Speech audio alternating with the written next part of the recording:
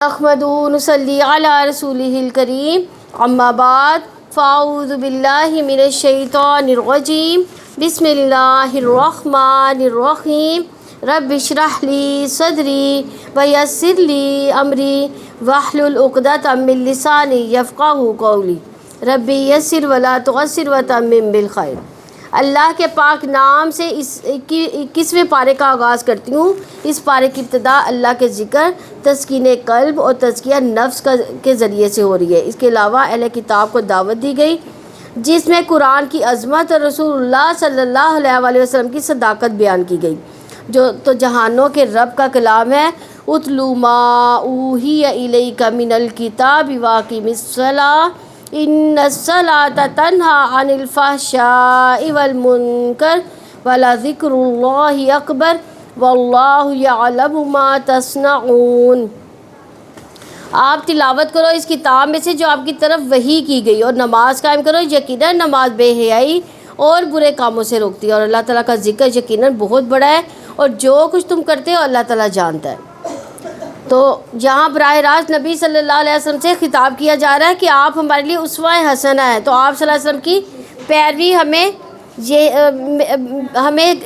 یہی کام کرنا ہے، یعنی اس کتاب کی تلاوت کرنی ہے۔ تلاوت کا مطلب قرآن مجید کو پڑھنا بھی ہے اور پھر اس کی پیروی بھی کرنی ہے، تو اس کو فالو کرنا ہے۔ تو جو احکامات اس قرآن میں، اس پر عمل کرنا، قرآن کی کثرت سے تلاوت کرنا انسان کی بصیرت میں اضافہ کرتا ہے، علم کے باریکیوں کے خزانے کو اس پر کھول دیتی ہے۔ اور یہ کتاب ایسی نہیں جس کو پہلی بار پڑھنے سے یا ایک ہی بار پڑھنے سے آپ کو سارے فائدے حاصل ہو جائیں گے، بلکہ جو انسان پڑھتا جاتا ہے اس کے فائدے حاصل ہوتے جاتے ہیں، اور آپ کے اوپر مختلف طرح کی کیفیات آتی ہے۔ سب میں قرآن کی تلاوت انسان کو بے پناہ فائدہ عطا کرتی ہے، اور جب اس کے راز انسان پر کھلتے ہیں تو اس کی روح سیراب ہو جاتی ہے۔ اور جیسے جیسے پڑھنے والا قرآن کو کثرت سے پڑھتا جاتا ہے، قرآن اس کو اپنی روشنیوں کی مزید چمک عطا کرتی ہے، اور پھر انسان اللہ کی طرف راغب ہو جاتا ہے۔ نبی صلی اللہ علیہ وسلم کے لیے خاص طور پر یہ حکم تھا کہ کیونکہ جبریل علیہ السلام آپ صلی اللہ علیہ وسلم کے پاس قرآن لا رہے تھے، تو آپ کی یہ ذمہ داری بھی تھی کہ آپ صلی اللہ علیہ وسلم اب لوگوں کو یہ پڑھ کے سناتے، یعنی صرف لکھا ہوا نہیں دیا جائے گا لوگوں کو، بلکہ پڑھ کر سنایا جائے گا۔ تو جب آپ صلی اللہ علیہ وسلم کو کوئی صورت نازل ہوتی تھی تو آپ صلی اللہ علیہ وسلم لوگوں میں اس کو پڑھ کے سناتے اور نمازوں میں بھی پڑھتے، اور پھر فرمایا اقیم الصلاۃ کہ نماز قائم کرو۔ نماز قائم کرنے میں اس کی تمام شرائط، اس کے آداب، واجبات، سنت، ان تمام چیزوں کا اہتمام لازم ہے، اور پھر خاص طور پر خشوع اور حضور سے جو پڑھی گئی نماز ہے اس کا کیا فائدہ ہے؟ ان الصلاۃ تنہی عن الفحشاء والمنکر کہ انسان کو بے حیائی اور برائی سے روکتی ہے۔ یعنی چھوٹے بڑے گناہوں کو کہتے ہیں یعنی الفحشاء، اور منکر ہر وہ عمل جس سے شریعت اور انسان کی عقل انکار کرتی ہو۔ تو نماز کا انسان کی زندگی میں ایک اثر ہونا چاہیے۔ نماز ہی زبانی، قلبی، بدنی عبادت ہی نہیں، یعنی یہ ایک ایسی عبادت ہے جو ہمارے دل و زبان اور سارے اعضاء کو شریک کرتی ہے، لیکن اس کا اثر ہماری پوری لائف پر ہونا چاہیے، اور سب سے زیادہ یہ کہ انسان بے حیائی کے کاموں سے رک جائے، بڑی بڑی برائیوں اور بڑے بڑے گناہوں سے وہ رک جائے، اور یہ اسی وقت ہو سکتا ہے جب انسان نماز کو سوچ سمجھ کر پڑھے، توجہ سے پڑھے، اس بات کا یقین رکھے کہ میں اللہ کے حضور کھڑا ہوں، اور وہ نماز انسان کے اندر اللہ کے ڈر میں مزید اضافہ کرے گی۔ نماز اگر کوئی صحیح طریقے سے پڑھتا ہے تو یہ ہو ہی نہیں سکتا کہ پھر اس کی برائیاں اللہ تعالیٰ نہ دور کرے، کیونکہ نماز اس کو اپنا احتساب کرنا بھی سکھاتی ہے۔ یہ ایک ایسا عمل ہے جس سے انسان کا تزکیہ ہوتا ہے، اندر کی خرابیاں بھی دور ہوتی ہیں اور باہر کی بھی۔ شرط یہ ہے کہ انسان کو صحیح طریقے سے ادا کرنے والا ہو۔ صحیح طریقے میں ظاہری آداب بھی، باطنی آداب بھی شامل ہیں۔ ابو ہریرہ رضی اللہ عنہ سے مروی ہے، وہ کہتے ہیں کہ ایک آدمی نبی صلی اللہ علیہ وسلم کی خدمت میں حاضر ہوا، کہنے لگا فلاں آدمی رات کو نماز پڑھتا ہے، دن کو چوری کرتا ہے۔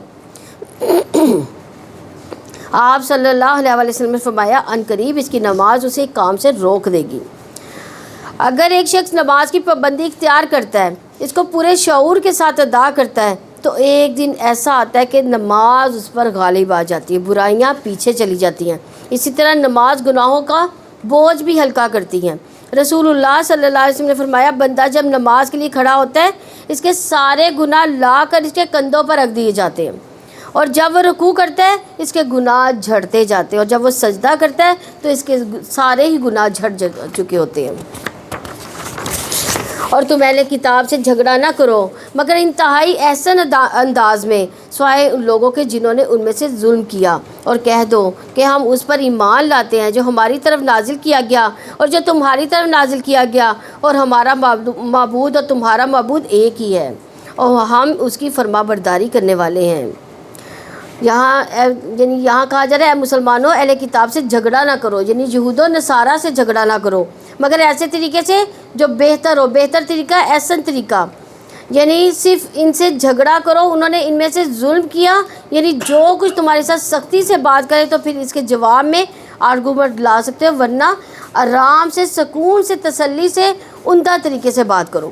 یہ بہت بڑی حکمت کی بات یہاں سکھائی جا رہی ہے کہ اہل کتاب سے جب واسطہ ہو، دین کے موضوع پر، اسلام کے ٹاپک پر بات ہو تو اس وقت کامن گراؤنڈ پر بات ہو، یعنی ایک ٹرسٹ بلائنڈ کیا جائے اس کا۔ ہمارا رب ایک ہے، جب ہمارے دین کا سورس ایک ہے، جب ہم ایمان ان ساری کتابوں پر لاتے ہیں تو پھر ہمیں آپس میں جھگڑنے کی ضرورت نہیں، بلکہ صحیح طور پر محمد صلی اللہ علیہ وسلم کی رسالت کو مان لینے کی ضرورت ہے۔ اور اسی طرح ہم نے آپ کی طرف کتاب نازل کی، پھر جن لوگوں کو ہم نے کتاب دی وہ اس پر ایمان لاتے ہیں، اور اہل مکہ میں سے بھی جو ان پر ایمان لاتے ہیں اور ہماری آیات کا انکار کافروں کے سوا کوئی نہیں کرتا۔ یعنی اے نبی صلی اللہ علیہ وسلم، اس سے پہلے نہ تو آپ صلی اللہ علیہ وسلم پر کوئی کتاب آپ پڑھ سکتے تھے اور نہ اپنے ہاتھ سے کچھ لکھ سکتے تھے، کیونکہ آپ صلی اللہ علیہ وسلم امی تھے۔ امی کیا ہوتا ہے؟ امی کا کیا مطلب ہے؟ ہاں، جو پڑھے لکھے نہ ہو۔ تو نبی صلی اللہ علیہ وسلم کیا تھے؟ وہ پڑھنا لکھنا نہیں جانتے تھے۔ اگر ایسی کوئی بات ہوتی تو باطل پرست شبے میں پڑھ سکتے تھے، لیکن اب انہیں یقین ہونا چاہیے کہ ایک نبی جو 40 سال تک ان میں رہا اور وہ پڑھا لکھا نہیں، اب وہ اس میں اتنی حکمت کی باتیں کہاں سے آ گئیں، اتنا عمدہ کلام انہوں نے کہاں سے سنا دیا؟ تو یہ اس کی اپنی طرف سے نہیں ہے، اس نے خود نہیں گھڑا بلکہ اللہ سبحانہ و تعالیٰ کی طرف سے ہے۔ اور آپ اس سے پہلے کوئی کتاب نہیں پڑھتے تھے، نہ ہی آپ اپنے دائیں ہاتھ سے لکھتے تھے، تب تو باطل پرست ضرور شک کرتے، بلکہ یہ ان لوگوں کے سینوں میں واضح آیات ہیں جنہیں علم دیا گیا، اور ہماری آیات کا انکار ظالموں کے سوا کوئی نہیں کرتا۔ بلکہ قرآن تو واضح آیات ہیں، اور اس کا انکار کون کرتے ہیں؟ جو ظالم ہوتے ہیں۔ وہ قرآن تو واضح آیات ہے جو لوگوں کے سینوں میں محفوظ ہے، جنہیں علم دیا گیا۔ تو صاحب علم کون ہوا؟ جس کے سینے میں قرآن ہے۔ اس لیے ہم میں سے ہر ایک کو اس بات کی حرص و کوشش دونوں رکھنی چاہیے کہ ہم قرآن کو یاد بھی کریں، یعنی قرآن کو سینے میں محفوظ کریں، جتنا ہم حفظ کر سکتے ہیں اسی کو کافی نہ سمجھیں، بلکہ اسے آگے بھی بڑھنے کی کوشش کریں۔ اور ہماری آیات سے ظالم لوگوں کے سوا کوئی انکار نہیں کرتا۔ حقیقت یہ ہے کہ حفظ قرآن اللہ کی بہت بڑی نعمت ہے۔ تو حسن کہتے ہیں اس امت کو قرآن کا حفظ عطا کیا گیا، جبکہ اس سے پہلے لوگ صرف اپنی کتاب کو دیکھ کر ہی پڑھتے تھے، یعنی حفظ نہیں کرتے تھے۔ یعنی تورات کے حافظ آپ کو نہیں ملیں گے، انجیل کے حافظ نہیں ہوں گے، تو یہ حافظ جو ہے آپ کو صرف قرآن میں ملیں گے، اور یہ اس امت کا بہت بڑا انعام ہے۔ تو جب وہ اس کو پڑھ کر بند کرتے تو جو کچھ اس میں حفظ ہوتا وہ اسے حفظ نہ کر سکتے تھے سوائے انبیاء کے، یعنی تورات، انجیل وغیرہ صرف انبیاء کے علاوہ کسی کو نہیں آتی تھی۔ جیسے حضرت داؤد علیہ السلام کو حفظ تھی اور وہ اپنے کام کاج کے دوران اس کو زبانی ہی پڑھ لیتے تھے، اور حافظ قرآن کی بڑی شان ہے، وہ معزز فرشتوں کے ساتھ ہوگا۔ نبی صلی اللہ علیہ وسلم نے فرمایا اس شخص کی مثال جو قرآن پڑھتا ہے اور اس کا حفظ بھی کرتا ہے، حفظ کر کے چھوڑ نہیں دیتا بلکہ پڑھتا رہتا ہے، وہ ان فرشتوں کے ساتھ ہے جو لکھنے والے، یعنی کرامین کاتبین، معزز بزرگی والے فرشتے۔ اور وہ شخص جو قرآن بار بار پڑھتا ہے پھر وہ اس کے لیے دشوار ہے، اس کے لیے دوہرا اجر ہے۔ دشوار کیا چیز ہے؟ اٹک کے پڑھتا ہے، پڑھا نہیں جاتا، اسے کوشش کرتا ہے کہ میں اچھے طریقے سے پڑھوں لیکن نہیں پڑھا جاتا، لیکن بار بار کوشش کرتا ہے، تو اس کے لیے کیا کہا؟ دوہرا اجر ہے۔ اور قیامت کے دن باعمل حافظ قرآن کے والدین کو بھی بہت بڑا اعزاز دیا جائے گا۔ رسول اللہ صلی اللہ علیہ وسلم نے فرمایا جس نے قرآن پڑھا سیکھا اور اس پر عمل کیا تو اس کے والدین کو قیامت کے دن نور کا ایسا تاج پہنایا جائے گا جس کی روشنی سورج کی روشنی کی طرح ہوگی، اور اس کے والدین کو ایسے ریشمی حلے پہنائے جائیں گے کہ پوری دنیا بھی ان 2 حلوں کی قیمت کے برابر نہ ہوگی، اور وہ کہیں گے یہ ہمیں کیوں پہنایا گیا؟ کہا جائے گا تمہارے بچے کے قرآن حاصل کرنے کی وجہ سے۔ تو اللہ تعالیٰ ہمیں بھی توفیق دے کہ ہم اپنی اولادوں کی ایسی تربیت کر سکیں، اور اللہ ان کو بھی توفیق دے کہ وہ اس قرآن کو حفظ کرنے کے بعد سنبھال بھی سکیں، مرتے دم تک اس کے محافظ رہیں۔ اور انہوں نے کہا اس پر اس کے رب کی جناب سے معجزات کیوں نہیں اتارے گئے؟ آپ کہہ دیں کہ معجزات صرف اللہ تعالیٰ کے پاس ہیں اور میں صرف اور صرف کھلا ڈرانے والا ہوں۔ اور کیا انہیں یہ کافی نہیں ہے کہ یقیناً ہم ہی نے آپ پر کتاب نازل کی جو انہیں پڑھ کر سنائی جاتی ہے؟ بلا شبہ اس میں یقیناً رحمت اور نصیحت ہے اس قوم کے لیے جو ایمان لاتے ہیں۔ یعنی یہ اہل مکہ اور کوئی نشانی کیوں طلب کرتے تھے؟ حالانکہ قرآن کریم سب سے بڑی نشانیوں میں سے نشانی ہے، اور نبی صلی اللہ علیہ وسلم کی نبوت جو ہے اس سے بھی ثابت ہوتا ہے کہ آپ صلی اللہ علیہ وسلم حالانکہ امی تھے، پڑھے لکھے نہیں تھے، لیکن آپ صلی اللہ علیہ وسلم نے یہ کتاب پیش کی، تو وہ اور نشانیاں طلب کرنے کی بجائے اس نشانی پر غور کریں اور اس نشانی کو پڑھیں، تو اس سے کیا ہوگا؟ ان کے ایمان میں بھی، عمل میں، علم میں بھی اور عمل میں بھی اضافہ ہوگا۔ حقیقت یہ کہ ہر نبی کو معجزے عطا کیے گئے، لیکن وہ کیسے معجزے تھے؟ وہ معجزے ان کے ساتھ ہی ختم ہو گئے، لیکن رسول اللہ صلی اللہ علیہ وسلم نے فرمایا ہر نبی کو ایسے معجزے عطا کیے گئے جو اس جیسے دوسرے انبیاء کو بھی عطا کیے گئے، یعنی ملتے جلتے معجزے، اور لوگ اس پر ایمان لائے، اور مجھے جو معجزہ عطا کیا گیا وہ وحی الہی یعنی قرآن ہے جو اللہ نے میری طرف نازل کیا، اور مجھے امید ہے کہ قیامت کے دن میری پیروی کرنے والوں کی تعداد ان سے زیادہ ہوگی۔ اور خود نبی صلی اللہ علیہ وسلم کے قول سے بھی پتہ چلتا ہے کہ یہ قرآن ایک معجزہ ہے، اور جس طرح آپ کی رسالت قیامت تک ہے اسی طرح آپ کا یہ معجزہ بھی قیامت تک باقی رہے گا۔ آپ کہہ دیں کہ میرے اور تمہارے درمیان اللہ تعالیٰ گواہ کافی ہے، وہ جانتا ہے جو کچھ آسمانوں میں ہے، اور جو لوگ باطل پر ایمان لائے انہوں نے اللہ تعالیٰ کے ساتھ کفر کیا، وہی خسارہ اٹھانے والے ہیں، اور وہ آپ سے جلد عذاب مانگتے ہیں، اور اگر ایک مدت مقررہ نہ ہوتی تو ان پر عذاب ضرور آ جاتا، اور یقیناً وہ ان پر اچانک آئے گا، حالانکہ وہ شعور بھی نہ رکھتے ہوں گے۔ وہ آپ سے جلد عذاب مانگتے ہیں، اور یقیناً جہنم کافروں کو گھیرنے والی ہے۔ جس دن عذاب انہیں ان کے اوپر سے ڈھانک لے گا، ان کے قدموں کے نیچے سے بھی، اور اللہ تعالیٰ فرمائے گا چکھو اس کا مزہ جو کچھ تم کرتے تھے۔ یعنی یہ عذاب کی شدت بتائی جا رہی ہے کہ جہنم کے عذاب کتنا سخت عذاب ہوگا، جہنم سے کوئی بھاگ نہیں سکے گا۔ یہاں جو بات بتائی جا رہی کہ عذاب اوپر سے بھی ڈھانپ لے گا، نیچے سے بھی ڈھانپ لے گا، اور بیچ میں انسان پھنس جائے گا اس عذاب کے، اور وہاں سے نکل بھی نہ سکے گا، تو جہنم کا عذاب کوئی معمولی چیز نہیں ہے۔ اس لیے انسان کو ہر وہ کام چھوڑ دینا چاہیے جس پر اللہ سبحانہ و تعالیٰ نے عذاب کی وعید سنائی ہے۔ اے میرے بندو جو ایمان لائے ہو، بلا شبہ میری زمین بہت وسیع ہے، چنانچہ تم صرف میری ہی عبادت کرو۔ یعنی کوئی بھی ایسی زمین، کوئی بھی ایسی جگہ جہاں انسان توحید پر، ایک اللہ کی عبادت پر قادر نہ ہو، جہاں انسان حرام کاموں سے نہ بچ سکے، پھر انسان کو وہ جگہ کیا کرنی چاہیے؟ چھوڑ دینی چاہیے، تاکہ انسان اپنی زندگی اللہ کی عبادت میں گزار سکے، کیونکہ کل قیامت کو کوئی بھی انسان پر یہ عذر اور بہانہ نہیں کر سکے گا کہ یا رب چونکہ میں ایسی جگہ رہتا تھا، ایسے لوگوں میں رہتا تھا کہ میری مجبوریاں تھیں کہ میں تیری نافرمانی کے کام کرتا رہا۔ ہر جان موت کا چکھنے والی ہے، پھر تم ہماری ہی طرف لوٹائے جاؤ گے۔ اور جو لوگ ایمان لائے، جنہوں نے نیکیاں کی، انہیں ہم ضرور جنت کے اونچے گھروں میں جگہ دیں گے جن کے نیچے سے نہریں بہتی ہوں گی، ان میں وہ ہمیشہ رہنے والے ہوں گے۔ کیا ہی اچھا اجر ہے عمل کرنے والوں کا۔ یعنی جو لوگ اللہ کی خاطر ہجرت کریں گے، عمل صالح کریں گے، اللہ تعالیٰ ان کو بہترین نعم البدل عطا کرے گا ایسی جنتوں کی صورت میں۔ یعنی دیکھیں ہجرت کرنے میں سب سے بڑی رکاوٹ کیا آتی ہے کہ گھر کیسے، کہاں رہیں گے، کاروبار کیا کریں گے، کھائے پیے کی کہاں سے۔ تو لیکن اللہ تعالیٰ کہتے ہیں جن لوگوں نے صبر کیا اور وہ اپنے رب ہی پر بھروسہ کرتے ہیں، یعنی وہ ہجرت کی راہ میں عموماً جو رکاوٹ آتی ہے ان پر صبر کرتے ہیں۔ جیسے حبشہ کی طرف مسلمانوں نے ہجرت کی تھی تو کیا ہوا تھا؟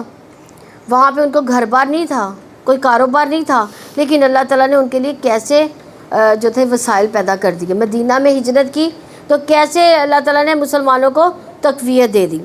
کتنے ہی جانور ہیں جو اپنا رزق اٹھائے نہیں رکھتے، اللہ تعالیٰ ہی انہیں بھی رزق دیتا ہے اور تمہیں بھی، اور وہ سب کچھ سننے والا، سب کچھ جاننے والا ہے۔ یعنی جو جہاں پہ رزق دے رہا ہے، ہجرت کے بعد وہاں پہ بھی وہی خدا ہوگا، وہی ہمیں رزق عطا فرمائے گا۔ تو عمر بن خطاب رضی اللہ عنہ کہتے ہیں کہ رسول اللہ صلی اللہ علیہ وسلم نے فرمایا، اگر تم اللہ پر ویسا توکل کرو جیسا کہ توکل کرنے کا حق ہے تو وہ تمہیں اسی طرح روزی دے گا جس طرح پرندوں کو دیتا ہے۔ صبح کو وہ بھوکے اٹھتے ہیں، شام کو پیٹ بھرے ہوئے آتے ہیں۔ تو انسان کو رزق اللہ ہی سے مانگنا چاہیے، اور بندہ جب اللہ سے مانگتا ہے تو اللہ تعالیٰ اس کو ضرور عطا کرتا ہے۔ ایک شخص نے نبی صلی اللہ علیہ وسلم سے آ کر پوچھا، ہے اللہ کے رسول، جب میں اپنے رب سے دعا کروں تو کیا کہا کروں؟ آپ نے فرمایا، یوں کہو، اللہم اغفر لی وارحمنی وعافنی وارزقنی، اے اللہ مجھے بخش دے، مجھ پر رحم فرما، مجھے عافیت دے اور مجھے رزق عطا فرما۔ یہ والی دعا اور کہاں پہ ہم پڑھتے ہیں؟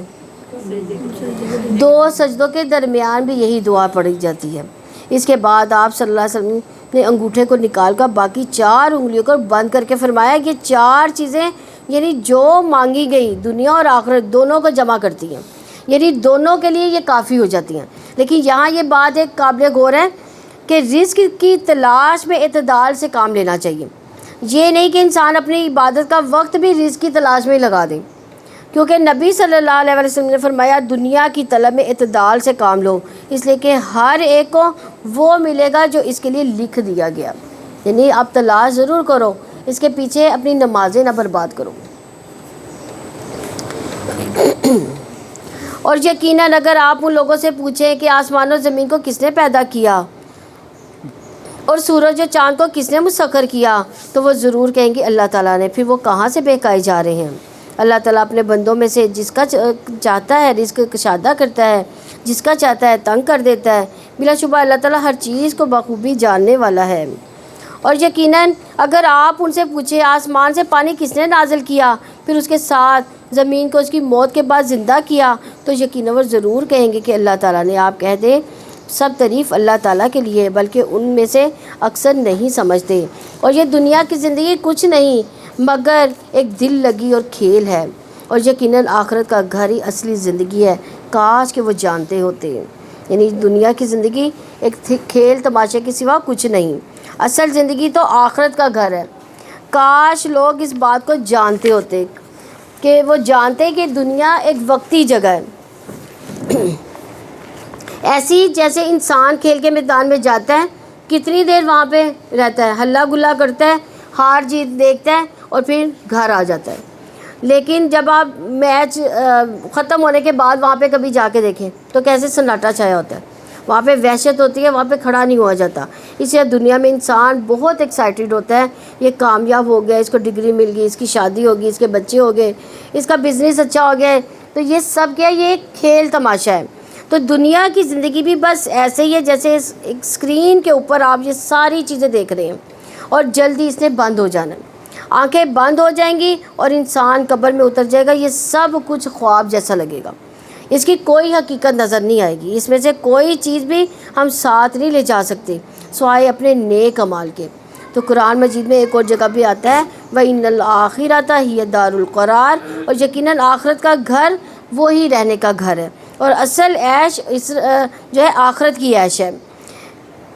اے اللہ آخرت کی زندگی کے سوا کوئی زندگی حقیقی نہیں ہے، بس انصار و مہاجرین پر اپنا فضل فرما۔ نبی صلی اللہ علیہ وسلم غزوہ خندق کے موقع پر شعر پڑھ رہے تھے اور خندق کھود رہے تھے، اور پھر جب وہ کشتی میں سوار ہوتے ہیں تو اللہ تعالیٰ سے دعا مانگتے ہیں عبادت کو اسی کے لیے خالص کرتے ہوئے۔ پھر جب وہ انہیں نجات دے کر خشکی میں لے آتا ہے تب وہ اچانک ہی شرک کرنے لگتے ہیں۔ یعنی جب مشکل میں پھنستے ہیں تو پھر کس کو پکارتے ہیں؟ اللہ کو، لیکن جب صحیح سلامت آ جاتے ہیں تو پھر وہی بت پرستی اور وہی شرک شروع ہو جاتا ہے، تاکہ ہم نے جو انہیں دیا ہے اس کی وہ ناشکری کریں، اور تاکہ فائدہ اٹھا لیں تو جلدی وہ جان لیں گے۔ یعنی تاکہ جو کچھ ہم نے انہیں دے رکھا ہے اس کی ناشکری کرے، یعنی وہ مزے اڑاتے رہیں، جلد ہی انہیں معلوم ہو جائے گا کہ ان سب چیزوں کا انجام ابھی تو بہت اچھا لگ رہا ہے، لیکن جب وہ آخرت کو بھول جائیں گے تو پھر ان کی جو پکڑ ہوگی تو اس دن کو پتہ چلے گا پھر۔ اور کیا انہوں نے نہیں دیکھا کہ یقیناً ہم نے حرم کو پرامن بنایا، حالانکہ لوگ ان کے ارد گرد سے اچک لیے جاتے ہیں، تو کیا وہ باطل پر ایمان لاتے ہیں، اللہ تعالیٰ کی نعمت کی ناشکری کرتے ہیں؟ اس سے بڑا ظالم کون ہوگا جس نے اللہ تعالیٰ پر جھوٹ باندھا یا حق کو جھٹلایا جبکہ اس کے پاس آ چکا ہو؟ کیا جہنم میں کافروں کے لیے ٹھکانہ نہیں؟ اور جنہوں نے ہماری خاطر پوری کوشش کی انہیں ہم ضرور اپنے راستے دکھائیں گے، اور بلا شبہ یقیناً اللہ تعالیٰ نیک لوگوں کے ساتھ ہے۔ تو ہدایت کا تعلق کس سے ہے؟ جد و جہد کے ساتھ، کوشش کے ساتھ، محنت کے ساتھ۔ سخت محنت کرے گا اللہ سبحانہ تعالیٰ اس کو اپنی طرف آنے کا راستہ یعنی ہدایت کا راستہ ضرور دکھائے گا۔ ابن قیم کہتے ہیں اللہ نے جہاد کو ہدایت کے ساتھ معلق کیا۔ لوگوں میں سے جو زیادہ جہاد کرنے والا، زیادہ محنت کرنے والا ہے وہ کامل ہدایت والا، اور سب سے زیادہ فرض جہاد جو نفس کے ساتھ جہاد ہے، یعنی سب سے زیادہ انسان کو جو کوشش کرنی پڑتی ہے اپنے نفس کے ساتھ کرنی پڑتی ہے، خواہشات کے ساتھ جہاد کرنا پڑتا ہے، شیطان کے ساتھ جہاد کرنا پڑتا ہے، دنیا کے ساتھ کرنا پڑتا ہے۔ جو شخص ان چاروں چیزوں کے ساتھ اللہ کی رضا کے لیے جہاد کرتا ہے اللہ تعالیٰ اسے اپنی رضا کے راستوں کی ہدایت ضرور دیتا ہے، جو اسے اس کی جنت یعنی اللہ کی جنت کی طرف پہنچا دیتے ہیں۔ جو شخص جہاد کو چھوڑ دیتا ہے وہ ہدایت سے اس قدر محروم رہ جاتا ہے جس قدر وہ جہاد کو معطل کرتا ہے۔ مثال کے طور پر جب ہم یہاں آتے ہیں، بیٹھتے ہیں، سنتے ہیں، سمجھتے ہیں، غور و فکر کرتے ہیں، اور جب واپس جاتے ہیں تو یہی خیالات ہمارے ساتھ رہتے ہیں، اور کہیں نہ کہیں کسی نہ کسی بات پر ضرور ہم عمل کرتے ہیں، اللہ کے فضل سے کرتے ہیں، کوئی کسی نہ کسی بات پہ ضرور عمل ہوتا ہے۔ تو یہ انسان کا مجاہدہ ہے، یہ جہاد ہے اپنے ساتھ اور اللہ کے راستے میں کہ مجھے اللہ کے راستے کی ہدایت مل جائے۔ تو جو شخص یہ محنت کرے گا وہ ہدایت پا جائے گا، لیکن جو لوگ اس چیز کے لیے وقت نہیں نکالتے، حالانکہ وہ نکال سکتے ہیں، اگر آپ نے قربانیاں کی ہیں تو وہ بھی کر سکتے ہیں، اگر وہ نہیں کرتے تو پھر یہ لطف اور یہ ایمان کی حلاوت، یہ ہدایت، یہ روشنی، یہ راستے کی رہنمائی اور نیک اعمال کا علم یہ ان کو حاصل نہیں ہوتا۔ تو پھر بعض اوقات وہ صرف اپنی جو ہے وہ کنفیوژن ہی جو ہے وہ اس میں لگے رہتے ہیں، یعنی پریشان رہتے ہیں، کیونکہ قرآن دلوں کے لیے شفا بھی ہے۔ اور جب تک کہ انسان محنت نہ کرے اس وقت تک یہ سب دولت حاصل نہیں ہو سکتی۔ تو یہ اللہ کا وعدہ ہے، جو محنت کرے گا اس کو اللہ تعالیٰ ضرور عطا کرے گا۔ جہاں تک نفس سے مجاہدے کا تعلق ہے تو یہ سب سے بڑا جہاد ہے، جو نفس کے ساتھ جہاد ہے یہ سب سے بڑا جہاد ہے۔ ابو سلیمان درانی کہتے ہیں اس آیت میں جہاد سے مراد کافروں کے ساتھ جنگ کرنا نہیں بلکہ دین کی حمایت اور مدد کرنا، باطل پرستوں کا رد کرنا، ظالموں کو روکنا، نیکی کا حکم دینا، برائیوں سے روکنا۔ اس جہاد میں نفسوں کا اللہ کی اطاعت میں کوشش کرنا بھی شامل ہے، اور یہی جہاد اکبر ہے، یعنی نفس کو اللہ کی اطاعت کے لیے راغب کرنا جہاد اکبر ہے۔ رسول اللہ صلی اللہ علیہ وسلم نے فرمایا، مسلم احمد کی روایت ہے، مجاہد وہ ہوتا ہے جو اللہ کی اطاعت کے معاملے میں اپنے نفس سے جہاد کرے، کیونکہ نفس برائی پر اکساتا ہے۔ جیسے ہم نے 13ویں پارے میں پڑھا تھا، ان النفس لامارۃ بالسوء، لیکن انسان جب نفس کی نہیں مانتا، نیند قربان کر دیتا ہے، بھوک قربان کرتا ہے، روزہ رکھ لیتا ہے، قیام اللیل کرتا ہے، تو یہ دراصل اپنے ساتھ کیا وہ کیا کر رہا ہے، جہاد کر رہا ہے۔ یہ تو جو مجاہد ہے مجاہد وہ ہوتا ہے جو اللہ کی اطاعت کے معاملے میں اپنے نفس سے جہاد کرے۔ ایسا انسان صرف جان سے نہیں، نفس سے نہیں بلکہ مال سے بھی جہاد کرتا ہے۔ ایک شخص نبی صلی اللہ علیہ وسلم کے پاس آیا، اسے پوچھا لوگوں میں سے افضل کون ہے؟ تو آپ نے فرمایا جو شخص اپنے مال، اپنے نفس کے ساتھ اللہ کے راستے میں جہاد کرے گا۔ رسول اللہ صلی اللہ علیہ وسلم نے یہ خوشخبری بھی دی، اللہ تبارک تعالیٰ کی راہ میں جہاد کرو، کیونکہ اللہ کے راستے میں جہاد کرنا جنت کے دروازوں میں سے ایک دروازہ ہے، جس کے ذریعے اللہ انسان کو غم اور پریشانی سے نجات عطا فرماتا ہے۔ یعنی جب آپ اس کام کی محنت میں لگیں گے، اللہ کے راستے میں دوڑنے لگیں گے، تو اس کے نتیجے میں آپ کو غموں اور پریشانیوں سے اللہ تعالیٰ نجات دے گا۔ سورہ روم مکی ہے، اس میں 60 آیات اور 6 رکوع ہیں۔ اللہ کے نام سے جو وسیع رحمت والا نہایت رحم والا ہے۔ الف لام میم، مغلوب ہو گئے رومی قریب کی زمین میں، اور اپنی مغلوبیت کے بعد جلدی وہ غالب آ جائیں گے۔ چند ہی برسوں میں سب کام اللہ تعالیٰ ہی کے اختیار میں ہیں، پہلے بھی اور بعد میں بھی، اور اس دن مومن خوش ہوں گے۔ یہ کون سی خوشی کی بات ہو رہی ہے؟ یہ نبی صلی اللہ علیہ وسلم کے زمانے میں دو بڑی طاقتیں تھیں، روم کی اور ایران کی، بڑی سلطنتیں تھیں۔ ان دونوں کے درمیان اکثر جنگیں رہتی تھیں، جیسے عام طور پر سپر پاور جو ہے وہ جھگڑے کرتی رہتی ہے، جیسے آج کل امریکہ جو ہے وہ سب سے بڑی سپر پاور ہے، تو یہ جو ہے نا دوسری جو سپر پاور ہے اس کو ڈاؤن کرنے کے لیے آپس میں لڑائیاں کرتے ہیں۔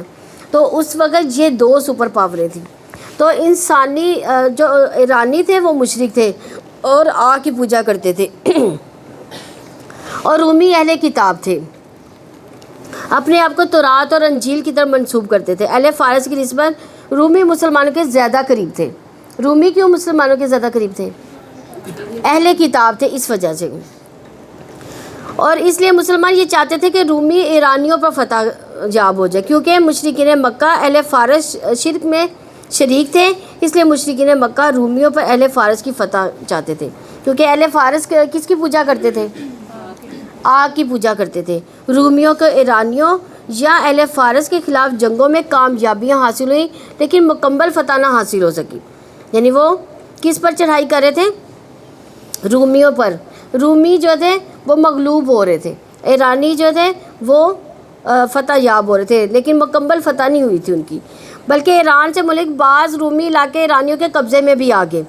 اس پر مشرکین نے خوشیاں منائی، لیکن مسلمان اس فتح پر بہت رنجیدہ ہوئے، تو اللہ تعالیٰ نے مسلمانوں کو آگاہ کیا، بلکہ اس کے ساتھ وعدہ کیا کہ عنقریب رومی عنقریب اہل فارس پر فتح حاصل کر لیں گے، لیکن چند سالوں میں، اور ان چند سالوں کی مدت 8-9 سالوں کی مدت ہوگی۔ اور کہا جاتا ہے کہ یہ فتح اس دن ہوئی جس دن مسلمان جنگ بدر میں کامیاب ہوئے، یعنی دو خوشخبریاں ان کو ملی تھی، ایک تو رومیوں کی کامیابی کی، اور ایک جنگ بدر میں مسلمان جو ہے وہ فتح یاب ہوئے تھے، تو دو خوشیاں انہوں نے منائی تھی۔ یہ ایک بڑی پیشن گوئی تھی، اور اس وقت جب ایک جیسے آج کل امریکہ جو ہے سب پہ حکومت کرتا ہے، اگر کوئی یہ کہہ دے کہ عن قریب جو ہے امریکہ جو ہے وہ ڈون چلے جائے گا تو جو پاکستان ہے وہ اس پہ غالب آ جائے گا، تو مشکل بات ہے نا، نہیں سمجھ میں آتی۔ تو یہ وہی معاملہ تھا اس وقت کہ یہ سمجھ میں نہیں آتی تھی کہ ایسا ہو جائے گا، اور قریش مکہ جو تھے اس بات پہ ہنستے تھے یہ کیسی پیشن گوئی کر دی گئی ہے، اور اس پہ ابو جہل نے حضرت ابو بکر صدیق رضی اللہ عنہ سے 100 اونٹوں کی شرط بھی لگا لی تھی کہ 100 اونٹ اگر میں دوں گا اگر یہ ایسا ہو گیا تو پھر، لیکن وہ جنگ بدر میں چونکہ وہ مارا گیا تھا، اس لیے پھر اس کے بیٹے نے 100 اونٹ دیے تھے، اس نے اپنے باپ کی جو تھی وہ قسم پوری کی تھی۔ اللہ تعالیٰ کی مدد سے کہ وہ جس کو چاہتا ہے مدد کر دیتا ہے، وہ سب پر غالب نہایت رحم والا ہے۔ اللہ تعالیٰ کا وعدہ ہے، اللہ تعالیٰ اپنے وعدے کے خلاف نہیں کرتا، لیکن اکثر لوگ جانتے نہیں۔ یہ ساری باتیں جو اسی کے گرد اب گھوم رہی ہیں، اس لیے جب ہم شک میں پڑتے ہیں کہ ہمیں پتہ چلتا ہے کہ اس کام پر جنت ملے گی تو ہم کیا کرتے ہیں؟ فوراً ہی کرتے ہیں، اور دنیا کی زندگی میں سے ظاہر کو جانتے اور آخرت سے غافل ہیں، یعنی وہ دنیا کی زندگی کا صرف ظاہری پہلو جانتے ہیں، صرف دنیا کی کامیابیوں کو جانتے ہیں، آخرت سے بالکل غافل ہیں۔ حسن بصری کہتے ہیں ان میں سے کوئی شخص ایک درہم کو اپنے ناخن سے ٹھوکر مار کر اس کا وزن تو معلوم کر لیتا کہ یہ کتنے گرام کا ہے، اور اس میں غلطی نہیں کھاتا، مگر اس کو اچھی طرح سے نماز پڑھنے نہیں آتی تھی۔ یہ ہے اس آیت کا مطلب کہ یعلمون ظاہرا من الحیات الدنیا، دنیا کی زندگی میں بہت ماہر ہیں، لیکن دین کے معاملے میں بالکل ہی کورے نکمے، اور بہت سے لوگ دنیا میں بہت آگے چل رہے ہوتے ہیں اور بہت سی کامیابیاں حاصل کر رہے ہوتے ہیں، لیکن قرآن پڑھنا ہی نہیں اس کو آتا، قرآن کے بارے میں وہ کچھ جانتے ہی نہیں ہیں، لیکن مال کمانے میں وہ سب سے آگے ہیں، اس پر زکوٰۃ بھی وہ دینی ہو تو اس کو بڑی مشکل لگتی ہے۔ تو جو لوگ معیشت کے اسباب کو جانیں لیکن آخرت کو نہ جانیں، جو لوگ اپنی کھیتی باڑی کرنا جانیں لیکن دین کا علم نہ جانیں، ان کے پاس کچھ بھی نہ علم ہوا۔ تو جو لوگ آخرت کے لیے جو کیا گیا کام ہے اس کو بھول کے دنیا کی طرف رغبت رکھتے ہیں، تو پھر وہ دنیا تو پا لیتے ہیں لیکن آخرت نہیں پاتے۔ تو ایسے ہی لوگ اس آیت کا مصداق ہے۔ اس لیے انسان کو صرف دنیا ہی سے آگے نہیں جانا چاہیے، بلکہ دین کے معاملے میں ساتھ ساتھ محنت کرنی چاہیے۔ روزانہ جس طرح انسان اپنی دنیا کے لیے کام کرتا ہے، اسی طرح روزانہ علم حاصل کرنے کی بھی کوشش کرنی چاہیے۔ ہم میں سے کتنے لوگ ہیں جو علم حاصل کرتے ہیں یہ والا، یا اس کلاس میں بڑے شوق سے آگے بیٹھتے ہیں؟ تو عبداللہ بن مسعود رضی اللہ عنہ کہتے ہیں کہ رسول اللہ صلی اللہ علیہ وسلم نے فرمایا، جو چیز بھی تمہیں جنت کے قریب کر سکتی ہے میں نے تمہیں اس کا حکم دے دیا، اور جو چیز تمہیں جہنم کے قریب کر سکتی ہے میں نے تمہیں اس سے منع کر دیا۔ یہ ساری چیزوں کا علم اب موجود ہے۔ اب اگر کوئی شخص اسے فائدہ نہ اٹھائے تو اس کا اپنا ہی نقصان ہے۔ اور کیا انہوں نے اپنے آپ میں غور و فکر نہیں کیا کہ اللہ تعالیٰ نے آسمانوں اور زمین کو ان کے درمیان جو برحق مدت مقررہ تک پیدا کیا، اور یقیناً بہت سے لوگ اپنے رب کی ملاقات کا یقیناً انکار کرنے والے ہیں، اور کیا وہ زمین میں چلے پھرے نہیں کہ وہ دیکھتے کہ ان سے پہلے لوگوں کا کیا انجام ہوا؟ وہ ان سے قوت میں بہت زیادہ تھے اور انہوں نے زمین کو خوب پھاڑا تھا اور اسے ان سے زیادہ آباد کیا تھا۔ ان کے پاس ان کے رسول واضح دلائل لائے تو اللہ تعالیٰ ایسا نہ تھا کہ ان پر ظلم کرتا، لیکن اپنی جانوں پر وہ خود ہی ظلم کرتے تھے۔ پھر جب لوگوں نے برے کام کیے تھے ان کا انجام بہت ہی برا ہوا، کیونکہ انہوں نے اللہ تعالیٰ کی آیات کو جھٹلایا تھا اور وہ ان کا مذاق اڑاتے تھے۔ اللہ تعالیٰ تخلیق کی ابتدا کرتا ہے، پھر اس کا اعادہ کرے گا، پھر اس کی طرف ہی تم لوٹائے جاؤ گے، اور جس دن قیامت قائم ہوگی مجرم سخت مایوس ہو جائیں گے۔ یعنی جس دن قیامت قائم ہوگی اس دن کیا ہوگا؟ مجرم سخت مایوس ہوں گے، کیونکہ ان کو نظر آ جائے گا اس دن کی ہم نے کیا تیاری کی ہے، ان کو اپنی تیاری سمجھ آ جائے گی۔ اور یہاں قیامت کو ساتھ کہا گیا، گھڑی، یعنی جس دن وہ گھڑی آ جائے گی تو آگ جھپکنے کی دیر بھی نہیں کی جائے گی، یعنی جلدی ہی وہ فوراً ہی آ جائے گی، اور ان کے شریکوں میں سے کوئی سفارشی نہ ہوں گے، اور وہ اپنے شریکوں کا انکار کرنے والے ہوں گے۔ اور جس دن قیامت قائم ہوگی اس دن لوگ جدا جدا ہو جائیں گے، مگر جو لوگ ایمان لائے جنہوں نے نیکیاں کی بس وہی عالیشان باغ میں خوش رکھے جائیں گے۔ اور رہ گئے وہ لوگ جنہوں نے کفر کیا، ہماری آیات اور آخرت کی ملاقات کو جھٹلایا، تو یہی لوگ عذاب میں حاضر کیے جائیں گے۔ چنانچہ اللہ تعالیٰ کی ہی تسبیح ہے جب تم صبح کرتے ہو، جب تم شام کرتے ہو، جب تم صبح کرتے ہو۔ یعنی صبح شام کون سی تسبیح کرنی چاہیے؟ ہاں، یعنی جو سبحان اللہ و بحمدہ کی جو تسبیح ہے وہ کیا کام کرتی ہے؟ اس سے کیا فائدہ ہوتا ہے انسان کو؟ گناہوں سے انسان پاک ہو جاتا ہے، یعنی سمندر کی جھاگ کے برابر بھی گناہ ہوں گے تو وہ بھی انسان کے جو ہے وہ مٹ جائیں گے۔ تو صبح شام ایک خاص طور پہ جو تسبیحات کا وقت ہے، اور آسمانوں اور زمین میں سب تعریف اسی کے لیے ہے۔ تیسرے پہر کو جب تم ظہر کرو اور مردہ میں سے زندہ کو نکالتا ہے اور زندہ میں سے مردہ کو نکالتا ہے، اور وہ زمین کو اس کی موت کے بعد زندہ کرتا ہے، ایسے ہی تم بھی نکالے جاؤ گے۔ یعنی اس سے یہ دلیل ملتی ہے کہ قیامت کے آنے کی، یوم الدین کے قائم ہونے کی، اور اس لیے یقین رکھنا چاہیے کہ انسان کے ذہن میں کبھی بھی اس کے بارے میں شک نہ آئے۔ اگر کبھی شک آئے تو ایسے ہی دلائل پر غور کریں، اور یہ غور کریں کہ اللہ تعالیٰ نے قرآن نازل کیا ہے۔ قرآن سب سے بڑی دلیل ہے، یہ زمین و آسمان، اس کے بعد یہ دلیل ہے۔ پھر مردہ زمین سے اللہ تعالیٰ اس کو زندہ کر دیتا ہے، ہرا بھرا کر دیتا ہے جب بارش آتی ہے۔ تو یہ ساری نشانیاں کیا ہے؟ اللہ تعالیٰ کی نشانیاں ہیں، یعنی انسان جو ہے مردہ ہو جائے گا، اسے زندہ اٹھایا جائے گا۔ اس کی نشانیوں میں سے ہے کہ اس نے تمہیں مٹی سے پیدا کیا، پھر یکا یک تم انسان ہو کے پھیلتے جا رہے ہو۔ اس کی نشانیوں میں سے ہے کہ اس نے تمہاری جنس ہی میں سے بیویاں پیدا کی تاکہ تم ان سے سکون حاصل کر سکو، اور اسے تمہارے درمیان محبت اور رحمت رکھ دی۔ بلا شبہ اس میں یقیناً لوگوں کے لیے بہت سی نشانیاں جو غور و فکر کرتے ہیں۔ یعنی آدم علیہ السلام کی تخلیق مٹی سے ہوئی تھی، اور ایک نشانی یہ ہے کہ اس نے تمہاری ہی جن سے تمہارے لیے بیویاں پیدا کی۔ حضرت حوا علیہ السلام حضرت آدم علیہ السلام کی پسلی سے پیدا کی گئی، اور اس کے بعد عورتیں بھی آدم ہی کی اولاد ہیں۔ اور پھر کیوں پیدا کی؟ تاکہ ان کے ساتھ ان کے پاس سکون حاصل ہو سکے۔ ازواج کا لفظ جو ہے میاں بیوی دونوں کے لیے آتا ہے، دونوں کو اکٹھا ہی بول دیا گیا، تو ایک دوسرے سے تاکہ یہ سکون حاصل کرے، ان کا یہ مقصد ہے۔ اور اسے تمہارے درمیان رحمت محبت پیدا کر دی۔ یہ بھی بہت حیران کن چیز ہے کہ وہ بالکل اجنبی لوگ ہوتے ہیں، جو ہی نکاح کے رشتے میں بنتے ہیں دونوں کے درمیان محبت پیدا ہو جاتی ہے جو کسی اور کے ساتھ نہیں ہوتی. اور انسان ایک دوسرے کی اس طرح بھی کیئر کرتا ہے جو شاید کسی اور کی اتنی فکر نہ کرتا ہو. یہ ان میں بھی اللہ تعالیٰ نے یہ نشانیاں رکھی ہیں. یہ اللہ تعالیٰ کی قدرت کی نشانیاں. یہ اللہ تعالیٰ نے جو تخلیق کیا انسان کو تو صرف ہڈیاں اور گوشت کا ڈھانچہ بنا کے اس میں خون نہیں دوڑا دیا, اس کے کچھ مسل نہیں بنا دیے, بلکہ اس کے اندر دل رکھا, دل کے اندر جذبات رکھے. ان جذبات کی تسکین کے لیے بھی اللہ تعالیٰ نے سامان مہیا کر دیا. اس کے اندر جنسی خواہش رکھی اور اس خواہش کی تکمیل کے لیے بھی انتظام بھی کیا, بندوبست کر دیا. تو یہاں پر میاں بیوی کی باہم محبت اللہ تعالیٰ کی نشانیوں میں سے ایک نشانی قرار دے دی گئی. اللہ تعالیٰ ان کے درمیان صرف محبت نہیں رحمت بھی ڈال دی.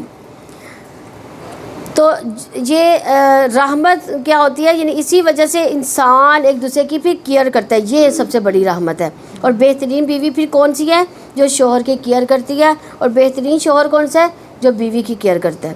ابن عباس رضی اللہ عنہ سے مروی ہے, نبی صلی اللہ علیہ وسلم نے فرمایا تم میں سے بہتر شخص وہ ہے جو اپنی بیویوں کے ساتھ اچھا ہے. حسن بصری سے مرسلن روایت ہے کہ اللہ تعالیٰ کے نزدیک پسندیدہ وہ ہیں اپنے اہل و عیال کو, اپنے گھر والوں کو سب سے زیادہ نفع دینے والے جو ہیں. اسی طرح نبی صلی اللہ علیہ وسلم نے حضرت عمرو بن عاص رضی اللہ عنہ کے سوال پر کہ آپ صلی اللہ علیہ وسلم کو سب سے زیادہ کس سے محبت ہے, علی اعلان بتا دیا کہ حضرت عائشہ رضی اللہ عنہا سے. تو اس سے پتہ چلتا ہے کہ بیوی کے لیے اگر دل میں محبت ہے تو اس کا ذکر کرنے اور اظہار کرنے میں بھی کوئی حرج نہیں.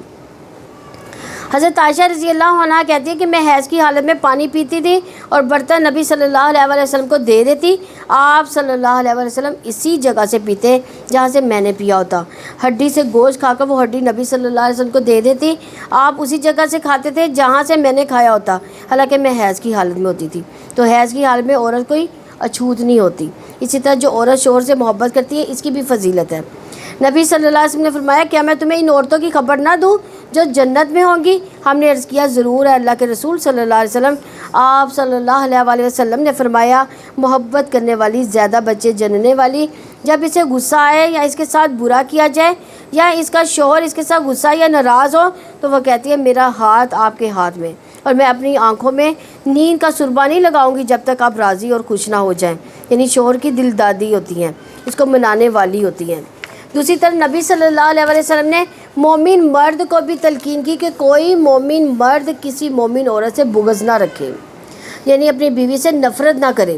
اگر اس کی کوئی ایک عادت تمہیں پسند نہیں تو دوسری پسند آ جائے گی. تو جو اچھی عادتیں ہیں ان کو نظر میں رکھو, اس کے ذریعے اپنے دل کو خوش رکھو. ان کی نشانیوں میں سے آسمان و زمین کی تخلیق اور تمہاری زبانوں اور تمہارے رنگوں کا اختلاف, بلا شبہ اس میں علم رکھنے والوں کے لیے یقیناً نشانیاں ہیں. یعنی زبان بھی انسان کی پہچان ہے, رنگ بھی انسان کی پہچان ہے. تو کون سا انسان کہاں سے تعلق رکھتا ہے, یہ ورائٹی اس وجہ سے رکھی گئی ہے تاکہ پہچان ہو سکے. جیسے ہم سعودی عرب میں حاجیاں عمرہ کرنے جاتے ہیں تو کیا ہوتا ہے, وہ ہماری سکین سے پہچان لیتے ہیں پاکستانی انڈین, اور ہم ان کی سکین سے پہچان لیتے ہیں کوئی امریکہ ہے کیا یا کوئی سعودی عرب کا ہے. یعنی ان کی سکین کے حساب سے, ان کے رنگ سے کے حساب سے ہم انہیں پہچان لیتے ہیں. یہ اللہ تعالیٰ نے کیوں اس طرح کی سکین بنائی ہے؟ تاکہ ہم پہچان سکیں. اس کی نشانیوں میں سے ہے تمہارا رات اور دن کو سونا, تمہارا اس کے فضل میں سے تلاش کرنا. بلا شبہ اس میں یقیناً ان لوگوں کے لیے نشانیاں جو سنتے ہیں. ان کی نشانیوں میں سے ہے وہ تمہیں خوف اور امید کے ساتھ بجلی دکھاتا ہے, اور وہ آسمان سے پانی اتارتا ہے, پھر اس کے ساتھ زمین کو اس کے مردہ ہو جانے کے بعد زندہ کرتا ہے. بلا شبہ اس میں ان لوگوں کے لیے یقیناً نشانیاں ہیں جو سمجھتے ہیں. اور اس کی نشانیوں میں سے آسمان اور زمین اس کے حکم سے قائم ہے. پھر جب وہ تمہیں زمین سے ایک ہی بار پکارے گا تب تم اچانک نکل آؤ گے. اور اس کے لیے ہے جو کچھ بھی آسمان اور زمین میں ہے سب اسی کے لیے فرما بردار ہیں, اور وہی ہے جو تخلیقی ابتدا کرتا ہے, پھر وہی اس کا اعادہ کرتا ہے, اور وہ اس پر آسان ترین ہے. اور آسمان و زمین میں سب سے اعلیٰ صفت اسی کے لیے ہے, اور وہی سب پر غالب کمال حکمت والا ہے. اللہ تعالیٰ نے تمہارے لیے تمہاری اپنی ذات سے ایک مثال بیان کی ہے. کیا تمہارے غلاموں میں سے کوئی اس رزق میں تمہارے شریک ہیں جو ہم نے تمہیں دے رکھا ہے کہ تم اس میں برابر ہو؟ تم ایک دوسرے سے ڈرنے کی طرح اس سے بھی ڈرتے. اسی طرح ہم آیات کھول کر بیان کرتے ہیں ان لوگوں کے لیے جو سمجھتے ہیں. بلکہ جن لوگوں نے ظلم کیا وہ بغیر کسی علم کے اپنی خواہشات کا پیچھا کرتے ہیں. تو اس شخص کو راستہ کون دکھائے گا جسے اللہ تعالیٰ نے گمراہ کر دیا، اور نہ ہی ان کے کوئی مددگار ہیں۔ چنانچہ آپ یکسو ہو کر اپنا رخ دین پر قائم رکھیں۔ اللہ تعالیٰ کی فطرت ہے جس پر اس نے لوگوں کو پیدا کیا۔ اللہ تعالیٰ کی تخلیق میں کوئی تبدیلی نہیں، یہی سیدھا دین ہے، لیکن اکثر لوگ نہیں جانتے۔ یعنی فطرت الہی ہے جس پر اس نے لوگوں کو پیدا کیا، یعنی یہ دین انسان کے اندر رکھ دیا گیا، اس کی پروگرامنگ کر دی گئی۔ تو یہ بات ہے، اس آیت سے ایک حدیث بھی پتہ چلتی ہے کہ ہر بچے کی پیدائش فطرت پر ہوتی ہے، یعنی اصل دین پر ہی ہوتی ہے۔ پھر اس کے ماں باپ اسے یہودی، نصرانی، مجوسی بنا دیتے ہیں۔ تو اللہ سبحانہ تعالیٰ نے بندوں کو اپنی عبادت کے لیے پیدا کیا، اور انبیاء کو بھی یہی پیغام دے کر بھیجا کہ ایک اللہ تعالیٰ کی طرف بلاؤ، رجوع کرنے والے بنو، اسی سے ڈر جاؤ، نماز قائم کرو، مشرکوں میں سے نہ ہو جاؤ، ان میں سے جنہوں نے اپنے دین کو ٹکڑے ٹکڑے کر ڈالا اور بہت سے گروہ بن گئے، ہر گروہ اسی پر خوش ہے جو اس کے پاس ہے۔ یعنی یہ بھی انسان کی بڑی کمزوری ہے کہ جس طریقے پر یا جس راستے پر وہ ہوتا ہے اسی پر وہ خوش رہتا ہے اور حق کو جاننے کی کوشش نہیں کرتا۔ کتنے ہی ہم میں سے ایسے لوگ ہیں جو بچپن سے جو ہم نے نماز سیکھی ہم وہی کرتے آ رہے ہیں، اسی طرح نماز پڑھتے آ رہے ہیں۔ ہم نے کوشش نہیں کی کہ ہم حدیث پڑھیں، خود سے دیکھیں کہ نماز کیسے پڑھنی ہے، وضو کیسے کرنا ہے۔ کیا ہم نے کبھی اس بارے میں سوچا کبھی؟ اور انسان، اللہ تعالیٰ نے ہمیں یہ دو چیزیں دی ہے رہنمائی کے لیے، قرآن اور حدیث۔ ہم اس کو خود کیوں نہ پڑھیں، خود پڑھ کے اس پر عمل کریں۔ اور جب لوگوں کو کوئی تکلیف پہنچتی ہے وہ اپنے رب کو اسی طرف رجوع کر کے پکارتے ہیں، پھر جب وہ اپنی رحمت کا مزہ انہیں چکھاتا ہے تو اچانک ان میں سے ایک گروہ اپنے رب کے ساتھ شریک ٹھہرانے لگتا ہے تاکہ ہم نے جو کچھ انہیں دیا وہ اس کی ناشکری کریں۔ سو تم مزے اڑاؤ کہ جلدی تم جان لو گے کیا ہم نے ان پر کوئی دلیل نازل کی ہے۔ پھر وہ ان کے بارے میں بتاتی ہے جنہیں یہ اللہ تعالیٰ کے ساتھ شریک ٹھہراتے ہیں۔ یعنی شرک کرنے کی دلیل کیا ہے سوائے اس کے کہ باپ دادا کی پیروی، اس کے علاوہ اور کوئی ان کے پاس دلیل نہیں ہے۔ مصیبت پہنچنے پر مایوس ہونے کی بجائے گناہ کو چھوڑنا ضروری ہے۔ مایوسی سے تکلیف دور نہیں ہوتی، نا امید ہونے سے، ہمت ہار دینے سے، فیڈ اپ ہونے سے تکلیف دور نہیں ہوتی۔ تکلیف دور ہوتی ہے نافرمانیاں چھوڑنے سے، کہ انسان اللہ کی کوئی بھی نافرمانی ایسی کر رہا ہے یا ایسا گناہ کر رہا ہے اس کو چھوڑ دے۔ تو یہاں پر یہ کہا جا رہا ہے کہ جب ان پر کوئی تکلیف آتی ہے تو بجائے اس کے وہ نافرمانی چھوڑیں، اللہ کی طرف رجوع کریں۔ وہ مایوس ہو جاتے ہیں، کس بات سے مایوس ہوتے ہیں؟ اللہ کی رحمت سے مایوس ہوتے ہیں، اور اللہ کی رحمت سے مایوس نہیں ہونا چاہیے۔ اور جب ہم لوگوں کو رحمت کا مزہ چکھاتے ہیں وہ اس سے خوش ہو جاتے ہیں، اور اگر ان کے اعمال کی وجہ سے جو انہوں نے آگے بھیجا انہیں کوئی برائی پہنچتی ہے تو یکا یک وہ مایوس ہو جاتے ہیں۔ اور کیا انہوں نے نہیں دیکھا کہ یقیناً اللہ تعالیٰ رزق شادہ کرتا ہے جس کا چاہتا ہے اور تنگ کر دیتا ہے؟ بے شک اس میں ان لوگوں کے لیے یقیناً نشانیاں ہیں جو ایمان لاتے ہیں۔ یعنی مالی اعتبار سے اپ اینڈ ڈاؤن زندگی میں ہوتے رہتے ہیں۔ یہ بھی انسان کو بہت کچھ سکھاتا ہے۔ یعنی جب آپ کی اچھی بھلی جاب ہوتی ہے اچانک چلی گئی، اس وقت آپ سوچتے ہیں کہ میری کہاں غلطی تھی، میں نے کیا کوتاہی کی، مجھے میری جاب کیوں چلی گئی، میری کون سی ویکنس تھی۔ اتنا زیادہ انسان اپنا محاسبہ کرتا ہے، اور عام حالات میں نارمل روٹین میں وہ لائف کے بارے میں اتنا نہیں سوچتا۔ تو یہاں پہ جو ہے ایک بات بتائی گئی ہے کہ اللہ سے ناراض ہو کر، دوسرا اللہ کو راضی کرنے کے لیے۔ جو کچھ لوگ ایسے ہیں جو مصیبت میں پھنس گئے ہیں وہ اللہ سے کہ اللہ اس سے ناراض تو نہیں ہو گیا، کچھ لوگ اللہ کو راضی کرنے کی کوشش میں لگ جاتے ہیں۔ جب مصیبت ان پر آتی ہے تو وہ کس بات پہ لگ جاتے ہیں؟ اللہ کو راضی کرنے میں لگ جاتے ہیں۔ حدیث میں آتا ہے کہ بعض اوقات بندے کو ایک رزق ملنا ہوتا ہے مگر اس کے گناہ کی وجہ سے یہ رزق سے محروم کر دیا جاتا ہے۔ ہمیں نہیں پتہ کہ ہم پر کون سی مشکل کس وجہ سے آئی ہے۔ ایسے میں انسان کو کیا کرنا چاہیے؟ مصیبت کے آنے پہ فوراً ہی اللہ تعالیٰ کی طرف لوٹ جانا چاہیے، اللہ کی طرف رجوع کر لینا چاہیے۔ اس لیے ہر مصیبت میں کیا پڑھنا سکھایا گیا؟ انا للہ و انا الیہ راجعون۔ ہم اللہ کی طرف لوٹنے والے ہیں۔ اس کا مطلب یہ نہیں کہ ہم مرنے والے ہیں، اس کا مطلب یہ نہیں ہے۔ مصیبت کے آنے پر یہ پڑھنا جو ہے بہت فائدہ دیتا ہے، اللہ تعالیٰ کی طرف رجوع کرنے والا انسان بن جاتا ہے۔ اللہ تعالیٰ پھر ہمیں ہدایت دیتے ہیں، ہمیں مشکل سے نکال لیتے ہیں۔ چنانچہ رشتہ دار کو اور مسکین کو، مسافر کو اس کا حق دے دو۔ ان لوگوں کے لیے یہی بہتر ہے جو اللہ تعالیٰ کی رضا کا ارادہ رکھتے ہیں، اور یہی لوگ فلاح پانے والے ہیں۔ یعنی رزق میں اضافہ اگر چاہتے ہیں تو حق کو ادا کرو۔ نبی صلی اللہ علیہ وسلم نے فرمایا بے شک مسکین پر صدقہ کرنے کا ایک ثواب ہے، رشتہ دار پر صدقہ کرنے کا کتنا ثواب ہے؟ دگنا ثواب ہے۔ مسکین پر صدقہ کرنے کا ایک ثواب ہے، ٹھیک ہے، اور رشتہ دار پر صدقہ کرنے کا دگنا ثواب ہے۔ ایک صدقہ، دوسرا رشتہ داری کا یعنی صلہ رحمی کا۔ نبی صلی اللہ علیہ وسلم نے فرمایا بے شک سب سے افضل صدقہ وہ ہے جو اس رشتہ دار پر کیا جائے جو پوشیدہ دشمنی رکھنے کی بنا پر تم سے اعراض کرے، تمہارا سامنا ہی نہیں کرتا، ملتا ہی نہیں، بات ہی نہیں کرتا، اور آپ کو پتہ چل جاتا ہے کہ اس کو ضرورت ہے، تو آپ کیا کریں گے؟ پھر اس کو فوراً اس کی مدد کر دیں گے، مدد کے لیے کچھ بھیج دیں گے۔ اور زکوٰۃ بھی اللہ کے دیدار کی خاطر دے کہ اللہ مجھے تیرا چہرہ مقصود ہے، مجھے اور کچھ نہیں چاہیے۔ اللہ سبحانہ و تعالیٰ اس کا اجر پھر کئی گنا دے دیتے ہیں۔ لیکن ہم کس لیے دیتے ہیں؟ کسی کو کس لیے دیتے ہیں؟ کوئی ہمیں اچھا سمجھے، ہم بڑائی کے لیے دیتے ہیں۔ نہیں، یہ ایک میں کسی ایک بندے کی بات نہیں کر رہی، میجورٹی کی بات کر رہی۔ میجورٹی جو ہے نا، انسان یہی سوچتا ہے دل میں۔ تو زکوٰۃ ایک فریضہ ہے، تو ایک فرض کے طور پر اس کو جو اجر کے طور پر ادا کرے، اور کئی گنا جو ہے اس کا اجر ہے۔ اگر اس میں اخلاص جتنا زیادہ ہوگا، اس اخلاص کے اعتبار سے اس کا جو ہے نا اتنا ہی زیادہ ثواب ہوگا۔ تو زکوٰۃ دینے کے اگر یہاں پہ فائدے دیکھے جائیں تو زکوٰۃ ادا کرنے والوں کے لیے نہ کوئی خوف ہوگا، نہ ہی وہ غمگین ہوں گے۔ زکوٰۃ مال کا شر اور وبال دور کرنے کا بھی ذریعہ بنے گا، صدیقین اور شہداء کے ساتھ کا ذریعہ بنے گا، جنت کے قریب اور جہنم سے دور لے جانے کے اعمال بھی ہیں۔ جو شخص اللہ کی عبادت اس طرح کرے کہ اس کے ساتھ کسی کو شریک نہ ٹھہرائے، پھر نماز قائم کرے، زکوٰۃ ادا کرے، بات سنے، مانے، تو بے شک اللہ تعالیٰ اسے جنت کے جس دروازے سے چاہے گا داخل کر دے گا، اور جنت کے 8 دروازے یعنی 8 دروازے اس شخص کے لیے کھول دیے جائیں گے۔ اور سود پر جو تم دیتے ہو تاکہ لوگوں کے مال میں اضافہ ہو جائے، سو وہ اللہ تعالیٰ کے نزدیک نہیں بڑھتا، اور جو تم زکوٰۃ سے دیتے ہو کہ اللہ تعالیٰ کی رضا کا ارادہ کرتے ہو، تو یہی لوگ ہیں جو کئی گنا بڑھانے والے ہیں۔ اللہ تعالیٰ وہی ہے جس نے تمہیں پیدا کیا، کیا پھر تمہیں رزق دیا، پھر وہ تمہیں موت دے گا، پھر وہ تمہیں زندہ کرے گا۔ کیا تمہارے شریکوں میں سے کوئی ہے جو ان میں سے کوئی بھی کام کرتا ہو؟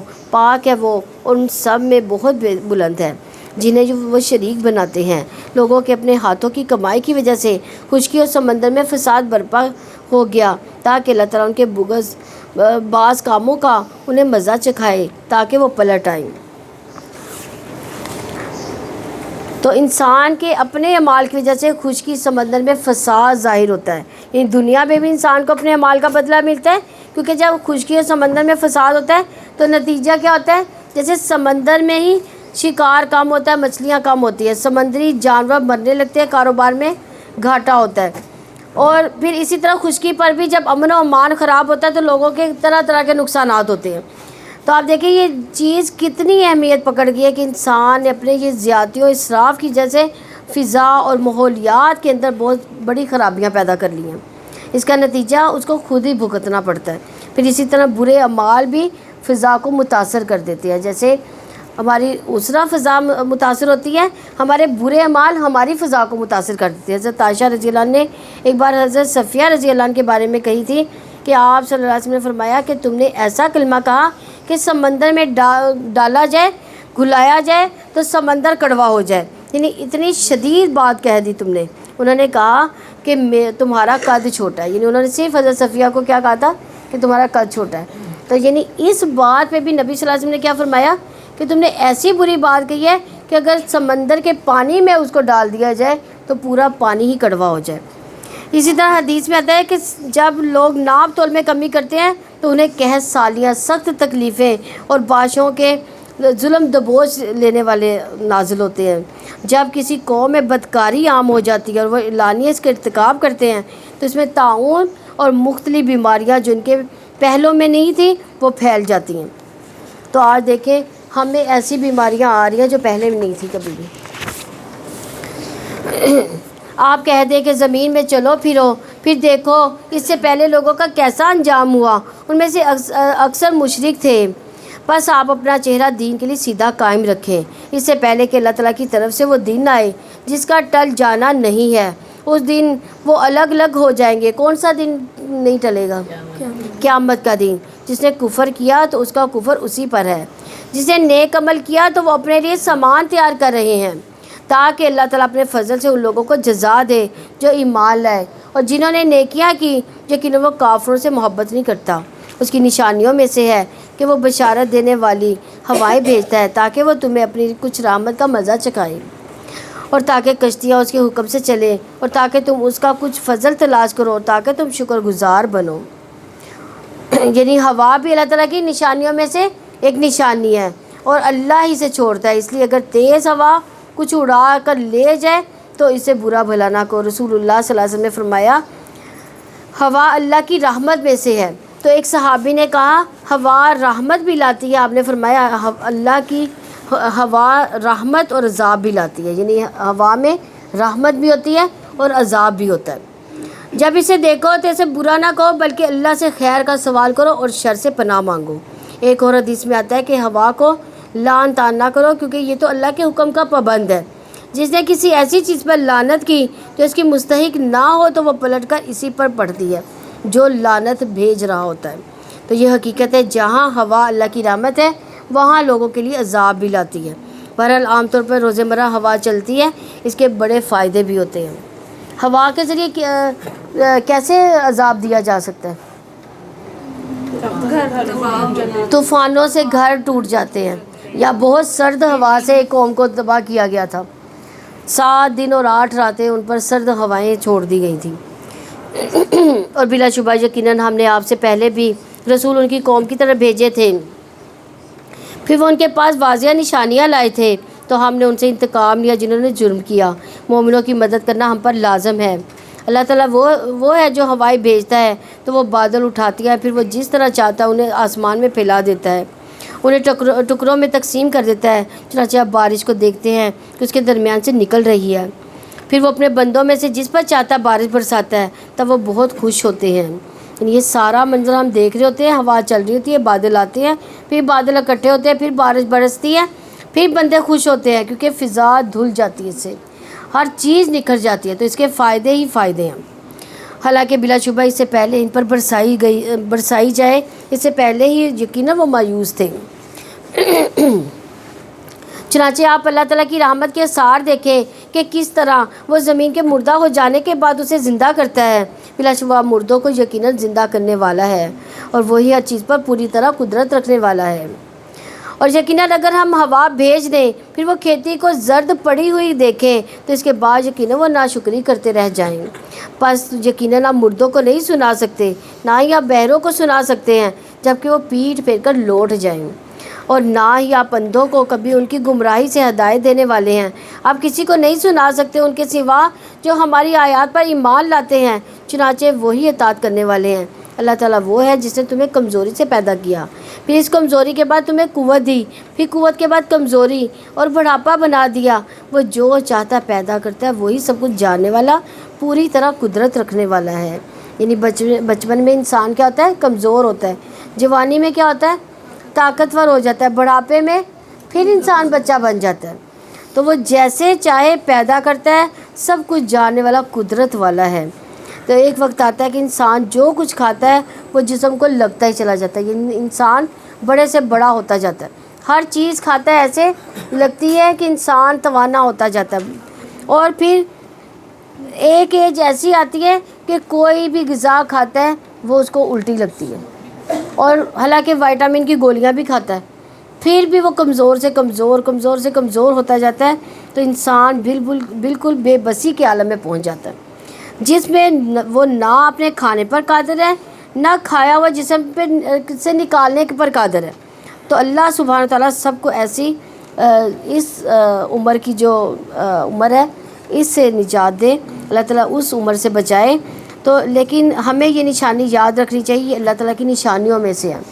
اس کے بھی بتانے کا مقصد ہے کہ انسان اپنی حقیقت پر غور کرے، کسی تکبر میں مبتلا نہ ہو۔ یعنی جوانی میں کیا ہوتا ہے؟ انسان تکبر میں مبتلا ہوتا ہے کہ میں تو ہر کام کر سکتا ہوں۔ تو اللہ تعالیٰ یہاں پہ کیا بتانے کا مقصد ہے کہ وہ انسان تکبر میں مبتلا نہ ہو، اور یاد رکھے کہ اصل طاقت پھر کس کی ہے؟ اللہ سبحانہ و تعالیٰ کی، اللہ رب العزت کی ہے کہ جس نے ایک ہی کھانے اور پانی کو انسان کی قوت کا ذریعہ بھی بنایا، اور وہی سب کچھ ہوتے ہوئے انسان پھر کمزور بھی پڑ جاتا ہے۔ اور جس دن قیامت قائم ہو گئی، مجرم قسمیں کھائیں گے کہ وہ ایک گھڑی کے سوا نہیں ٹھہرے، اسی طرح وہ بہکائے جاتے تھے، یعنی اسی طرح وہ دنیا میں بھی غلط اندازے لگاتے تھے۔ دنیا میں آخرت کے بارے میں ان کو یقین نہیں تھا، آخرت میں جا کر دنیا کے بارے میں اندازہ غلط لگائیں گے کہ ہم تو بس چند گھڑیاں رہ کے آئے ہیں۔ اور جن لوگوں کا علم اور ایمان دیا گیا وہ کہیں گے اللہ تعالیٰ کی کتاب میں تو بلا شبہ یقیناً تم اٹھائے جانے کے دن تک ٹھہرے ہو، تو یہ اٹھائے جانے کا دن ہے لیکن تم جانتے نہ تھے۔ تو اس دن جن لوگوں نے ظلم کیا ان کی معذرت فائدہ نہ دے گی، اور نہ ہی ان سے معافی مانگنے کے لیے کہا جائے گا۔ اور بلا شبہ یقیناً ہم اس قرآن میں لوگوں کے لیے ہر قسم کی مثالیں بیان کر چکے ہیں، اور یقیناً اگر آپ ان کے پاس کوئی معجزہ بھی لائیں تو جن لوگوں نے کفر کیا وہ ضرور کہیں گے کہ تم یقیناً باطل پرست ہو۔ اسی طرح اللہ تعالیٰ ان کے دلوں پر مہر لگا دیتا ہے جو نہیں جانتے، بس آپ صبر کریں، یقیناً اللہ تعالیٰ کا وعدہ سچا ہے۔ آپ کو وہ لوگ ہرگز ہلکا نہ پائیں جو یقین نہیں رکھتے۔ سورہ لقمان۔ حضرت لقمان اہل عرب میں ایک عقل مند اور دانشور کی حیثیت سے مشہور تھے، یہاں تک کہ شاعروں نے اپنی شاعری میں ان کا ذکر حکیم کے طور پر کیا۔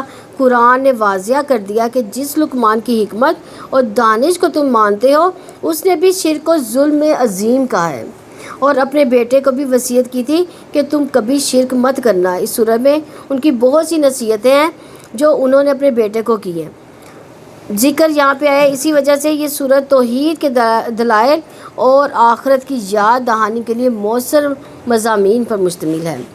سورہ لقمان مکی ہے، اس میں 34 آیات اور 4 رکوع ہیں۔ اللہ تعالیٰ کے نام سے جو وسیع رحمت والا نہایت رحم والا ہے۔ الف لام میم، یہ کمال حکمت والی کتاب کی آیات ہیں، نیکی کرنے والوں کے لیے ہدایت اور رحمت ہے، یعنی محسن وہ ہے جو اللہ تعالیٰ کی عائد کردہ فرائض کی پابندی کرے، جس کا ایمان بھی درست ہو، عمل بھی درست ہو۔ جو لوگ نماز قائم کرتے ہیں، زکوٰۃ عطا کرتے ہیں، وہ آخرت پر یقین رکھتے ہیں، یہی لوگ اپنے رب کی جانب سے ہدایت پر ہیں، اور یہی لوگ فلاح پانے والے ہیں۔ یعنی سورہ بقرہ میں یہی صفات متقین کی بیان کی گئی ہیں۔ تو یہاں پہ کن کی بتائی گئی ہیں؟ محسنین کی۔ ان ہدایات کے ہوتے ہوئے لوگوں کا طرز عمل کیا ہے؟ اور لوگوں میں سے کوئی ہے جو غافل کر دینے والی بات خریدتا ہے تاکہ وہ علم کے بغیر ہی لوگوں کو اللہ تعالیٰ کے راستے سے بہکا دے اور اس اللہ کی راہ کا مذاق بنائے، یہی لوگ ہیں جن کے لیے رسوا کن عذاب ہے۔ یہ قرآن کے مقابلے میں لغویات لے آتا ہے، اور جو لوگ طرح طرح کی کتابیں پڑھتے رہتے ہیں جو اللہ اور اس کے رسول اور دین و ایمان سے بالکل کوئی تعلق نہیں رکھتی، تو عموماً انسان کا ایسا رویہ بن جاتا ہے کہ وہ دین کا، قرآن کا اور علم کا مذاق اڑانے لگتا ہے۔ تو ایسے ہی لوگوں کے لیے رسوا کن عذاب ہے۔ لغویات انسان کو غافل کر دیتی ہیں، اور لہو حدیث وہ ایسی بات، ایسی چیز، ایسا علم جس کے ساتھ انسان اپنا وقت گزارتا ہے، وہ انسان کو اپنے اندر مشغول کر لیتی ہے، اور وہ اس سے ذات بھی لذت بھی حاصل کرتا ہے، یعنی اس کو اپنے یعنی وہ کتابیں اور سیریز، گیت، گانے، ایسی چیزیں جن کی طرف انسان کی حیوانی جو ہے وہ طبیعت مائل ہوتی ہے، یعنی جو اس کی خواہش نفس کو ہوا دینے والی ہوتی ہے، جو بے فائدہ ہوتی ہے، جن سے انسان نان سیریس ہو کر، جس سے انسان اللہ تعالیٰ کے راستے سے بھٹک جاتا ہے۔ اور قتادہ اس آیت کی تفسیر میں کہتے ہیں کہ ممکن ہے اس نے مال کے ساتھ نہ خریدا ہو بلکہ اسے اچھا جانا ہو، یا تو اس کو خریدنا ہی کہتے ہیں، یعنی اگر ہم کسی غلط بات کو اچھا سمجھ بھی لیتے ہیں نا تو وہ بھی اس کا خریدنا ہی ہے۔ ابن کثیر کہتے ہیں ایک آدمی کی ضلالت اور گمراہی کے لیے یہی کافی ہے، وہ سچی اور حق باتوں کی بجائے جھوٹی حقائقوں اور نقصان دہ کو فائدہ مند پر ترجیح دے دیں۔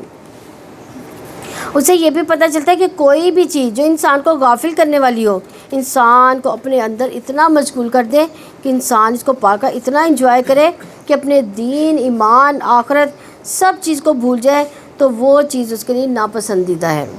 بعض علماء نے لہو الحدیث کا معنی گانا بجانا بھی کیا ہے، اس لیے عبداللہ بن دینار کہتے ہیں کہ میں عبداللہ بن عمر رضی اللہ عنہ کے ساتھ گیا، وہ ایک چھوٹی سی لڑکی کے پاس سے گزرے جو گا رہی تھی۔ اس پر ابن عمر رضی اللہ نے کہا کہ شیطان اگر کسی کو چھوڑتا تو اسی کو چھوڑ دیتا۔ کیوں کہا یہ والی بات انہوں نے؟ وہ گانا گا رہی تھی، یعنی گانا بھی لغو باتوں میں سے ہے۔ اسی طرح ابن مسعود رضی اللہ عنہ سے اس آیت کے بارے میں پوچھا گیا، انہوں نے کہا اللہ کی قسم وہ ذات جس کے علاوہ کوئی الہ نہیں، اس لغو الحدیث سے مراد گانا ہے۔ آپ قسم اٹھا کر اس بات کو 3 دفعہ دہراتے تھے۔ ابن نغی کہتے ہیں کہ گیت دل میں نفاق کو اگاتا ہے، یعنی دل اگر ہم گانے گاتے ہیں تو اس میں ہمارے دلوں میں نفاق کو جنم دیتا ہے وہ گانا، یعنی منافقت پیدا ہوتی ہے، اور پھر یہ قرآن سے بھی انسان کو غافل کر دیتا ہے۔ اور جب ہماری آیات اس کو پڑھ کر سنائی جاتی ہے وہ تکبر کرتے ہوئے منہ موڑ جاتا ہے، گویا اس نے انہیں سنا ہی نہیں، گویا اس کے دونوں کانوں میں بوجھ ہے۔ چنانچہ آپ اس کو دردناک عذاب کی خوشخبری سنا دیں۔ یقیناً جو لوگ ایمان لائے، جنہوں نے نیک عمل کیے، ان کے لیے نعمت بھری جنتیں ہیں، ان میں ہمیشہ رہنے والے ہیں۔ اللہ تعالیٰ کا وعدہ سچا ہے اور وہ سب پر غالب کمال حکمت والا ہے۔ اس نے آسمانوں کو ستونے کے بغیر ہی پیدا کیا، تم ان کو دیکھتے ہو۔ اس نے زمین میں پہاڑ جما دیے کہ کہیں تمہیں لے کر جھکنا جائے، اس میں ہر قسم کے جانور پھیلا دیے، اور ہم نے آسمان سے پانی نازل کیا، پھر ہم نے اس میں سے ہر طرح کے غلے کی عمدہ قسم اگائی۔ یہ ہے اللہ تعالیٰ کی مخلوق، تو تم مجھے دکھاؤ ان لوگوں نے جو اس کے سوا ہے کیا پیدا کیا ہے، بلکہ ظالم کھلی گمراہی میں ہے۔ اور بلا شبہ یقیناً ہم نے لقمان کو حکمت عطا کی تھی کہ اللہ تعالیٰ کا شکر ادا کرو، اور جو کوئی شکر ادا کرتا ہے وہ اپنے ہی لیے شکر کرتا ہے، اور جس نے ناشکری کی تو یقیناً اللہ تعالیٰ بے نیاز بہت تعریفوں والا ہے۔ جس کو حکمت مل گئی اسے بہت بڑی نیکی مل گئی، بہت بڑی خیر مل گئی، نیکیاں کمانے کا موقع مل گیا۔ لقمان نبی نہیں تھے لیکن ایک بہت بڑے سمجھدار انسان تھے۔ ان کی باتوں سے جو اللہ تعالیٰ نے قرآن مجید میں بیان کی ہیں بہت خوبصورت انداز میں، اس سے اندازہ ہوتا ہے کہ وہ کتنے سمجھدار تھے۔ ان کی سمجھداری کی سب سے پہلی دلیل کیا ہے؟ انہوں نے کہا انشکر للہ، کہ اللہ کا شکر ادا کرو۔ لقمان کو جو حکمت عطا کی گئی اس میں سب سے پہلی چیز کیا ہے؟ شکر کی توفیق، شکر ادا کرنا۔ جو کوئی شکر ادا کرتا ہے وہ اپنے ہی فائدہ کے لیے کرتا ہے، اور جو ناشکری کرے اللہ یقیناً اس کی ناشکری سے بے نیاز ہے۔ اور جب لقمان نے اپنے بیٹے سے کہا اور وہ اس کی نصیحت کر رہا تھا اس کو، اے میرے چھوٹے بیٹے اللہ تعالیٰ کے ساتھ کسی کو شریک نہ کرنا، بلا شبہ شرک یقیناً بہت بڑا ظلم ہے۔ یہ آیات جو ہے یہ پیرنٹس کے لیے بہت اچھی ہیں، یعنی جو بچوں کی تربیت کرتے ہیں، زبردست ٹپس ہیں ان میں بچوں کی تربیت کے حوالے سے۔ لقمان اپنے بیٹے کو نصیحت کرتے، پیار سے کیا کہتے ہیں؟ یا بنیا، کتنے پیار سے بلاتے ہیں، اے میرے چھوٹے بیٹے، پیارے بچے، لا تشرک باللہ ان شرک لا ظلم العظیم۔ سب سے پہلی بات جو انہوں نے ان کے دل میں بوئی وہ کون سی تھی؟ شرک سے نجات دلائی اس کو، ان کا عقیدہ درست کیا بچوں کا، تو بچوں کے اندر صحیح ایمان پیدا کرے، باقی کام بہت آسان ہو جائیں گے۔ ہم کیا کرتے ہیں؟ ان کو نصیحتیں کرتے رہتے ہیں، راہ چلتے چلتے، جھوٹ نہ بولو، یہ نہ کرو، وہ نہ کرو، ایسے نہ کرو، ویسے نہ کرو۔ یہ ساری چیزیں جو آپ ان کو سکھا رہے ہیں یہ اس کی بنیاد نہیں ہے۔ بنیاد کیا ہے؟ عقیدہ، عقیدے سے بنیاد بنائیں ان کی۔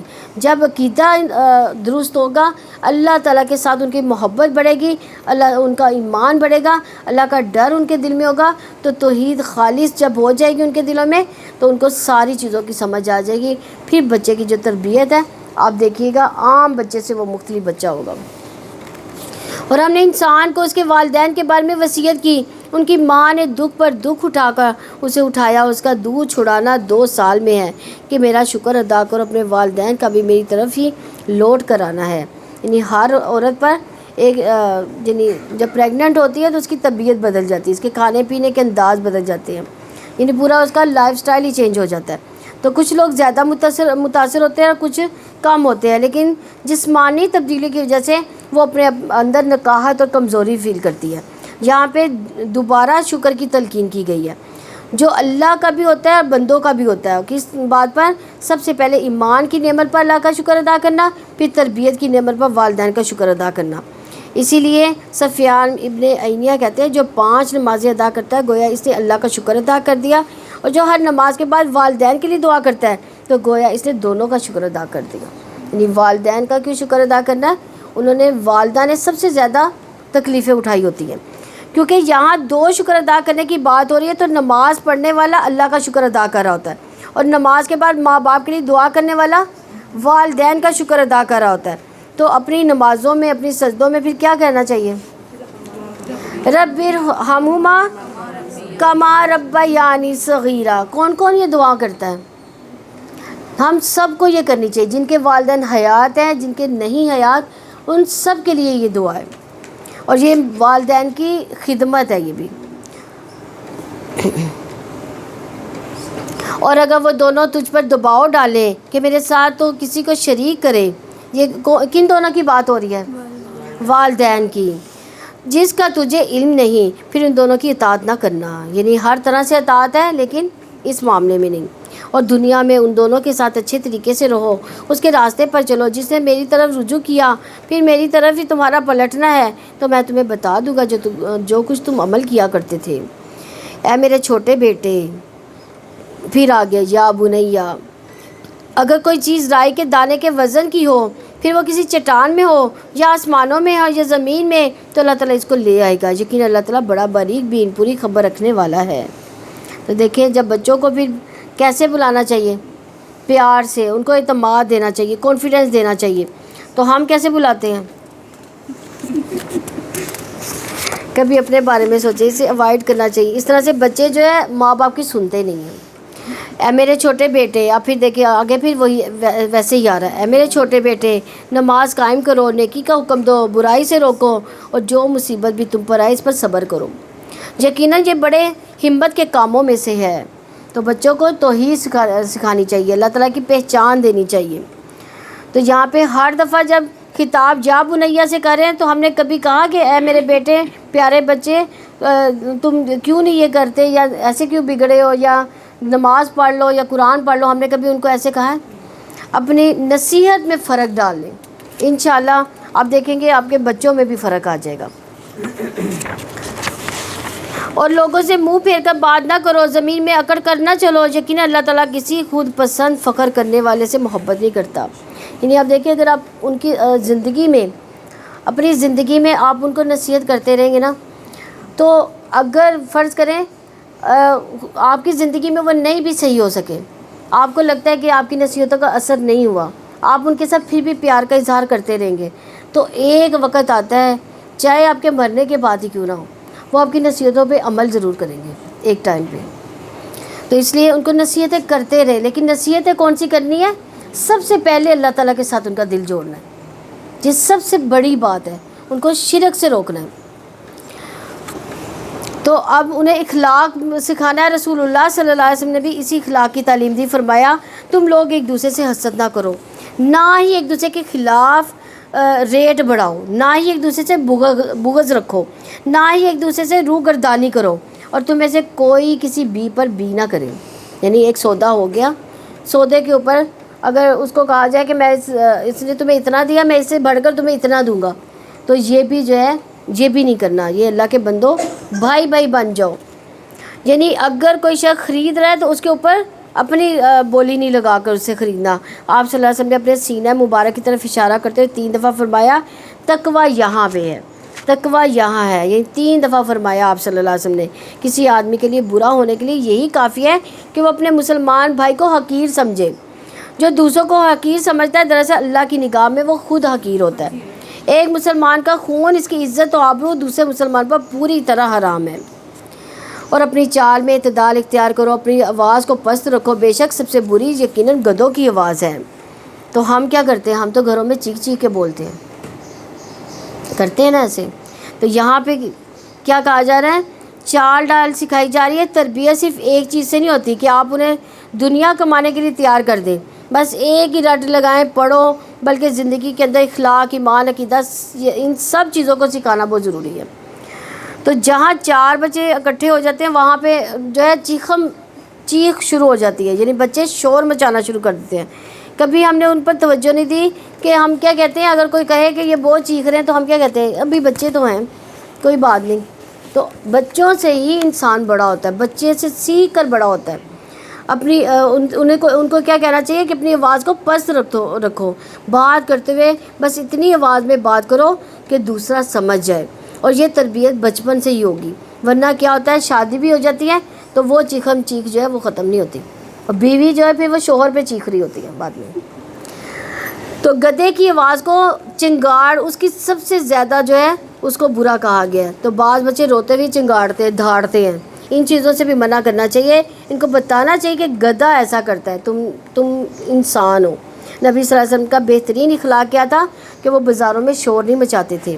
اور ہمارے تو جوان لڑکے جو ہے بازاروں میں شور کرتے جاتے ہیں, خاص طور پہ عید میلاد النبی کے موقع پر. آپ دیکھیں کتنا شور ہو رہا ہوتا بازاروں میں. برائی کا بدلہ برائی سے نہیں دیتے تھے نبی صلی اللہ علیہ وسلم, بلکہ کس کے ساتھ دیتے تھے؟ معاف کر دیتے تھے, درگزر فرماتے تھے. کیا تم نہیں دیکھتے یقیناً اللہ تعالیٰ نے تمہارے کام میں لگا دیا جو کچھ آسمانوں میں ہے جو کچھ زمین میں ہے, اور اسے اپنی کھلی اور چھپی نعمتیں تم پر پوری کر دی. اور لوگوں میں سے کوئی ہے جو اللہ تعالیٰ کے بارے میں بغیر کسی علم, بغیر کسی ہدایت اور بغیر کسی روشن کتاب کے جھگڑا کرتا ہے. یعنی اس آیت میں کھلی اور چھپی نعمتوں کا ذکر کیا ہے, یعنی ظاہری نعمتیں, باطنی نعمتیں. ظاہری نعمتیں کون سی ہیں؟ جیسے ہم صحت, نہیں اپنے بارے میں بتایا, جیسے صحت ہے, مال و دولت ہمارے پاس ہے, کاروبار اچھا ہے, یہ ظاہری نعمتیں ہیں. اور باطنی نعمتیں کون سی ہیں؟ جیسے دل کا سکون, تقوی, یہ ساری جو ہے یعنی چین, سکھ چین انسان کا, یہ ساری جو ہے دل کی بات وہ نعمتیں ہیں, باطنی نعمتیں ہیں جو کسی کو نظر نہیں آتی لیکن خود کو سمجھ آ رہی ہوتی ہے. تو جب ان سے کہا جاتا ہے کہ ان کی پیروی کرو جو اللہ تعالیٰ نے نازل کیا, تو کہتے ہیں بلکہ ہم اسی چیز کی پیروی کریں گے جس پر ہم نے اپنے باپ دادا کو پایا. اور کیا اگر شیطان انہیں بھڑکتی ہوئی آگ کے عذاب کی طرف بلا رہا ہو؟ اور جو شخص اپنے آپ کو اللہ تعالیٰ کے سپرد کر دے اور وہ ہو بھی نیک, تو یقیناً وہ ایک مضبوط سہارا تھام چکا, اور سارے کاموں کا انجام اللہ تعالیٰ کی طرف ہی ہے. اور جس نے کفر کیا تو اس کا کفر آپ کو غم زدہ نہ کرے. ان سب کو ہماری ہی طرف لوٹ کر آنا ہے. پھر جو کچھ انہوں نے کہا ہم انہیں بتا دیں گے. یقیناً اللہ تعالیٰ سینوں کی باتوں کو خوب جاننے والا ہے. ہم انہیں بہت تھوڑا سامان دے رہے ہیں, پھر ہم انہیں ایک بہت سخت عذاب کی طرف مجبور کر کے لے جائیں گے. اور یقیناً اگر آپ ان سے پوچھیں کہ آسمان و زمین کو کس نے پیدا کیا, تو وہ ضرور کہیں گے اللہ تعالیٰ نے. آپ کہہ دیں سب تعریف اللہ تعالیٰ کے لیے ہے, بلکہ ان کے اکثر لوگ نہیں جانتے. اللہ تعالیٰ ہی کے لیے ہے جو کچھ آسمانوں میں ہے, جو کچھ زمین میں ہے. یقیناً اللہ تعالیٰ بڑا بے نیاز, بے حد خوبیوں والا ہے. اور اگر واقعتاً روئے زمین کے تمام درختوں کی کلمیں ہوں, تمام سمندر اس کی سیاہی ہو, اس کے بعد 7 سمندر اور ہوں, تب بھی اللہ تعالیٰ کی باتیں ختم نہ ہوں گی. یقیناً اللہ تعالیٰ سب پر غالب, بڑی حکمت والا ہے. تم سب انسانوں کا پیدا کرنا, تمہارا دوبارہ اٹھانا ایک ہی نفس جیسا ہے. یقیناً اللہ تعالیٰ سب کچھ سننے والا, سب کچھ دیکھنے والا ہے. کیا آپ نے دیکھا نہیں کہ بے شک اللہ تعالیٰ رات کو دن میں داخل کرتا ہے, دن کو رات میں داخل کرتا ہے. کیسے داخل کرتا ہے؟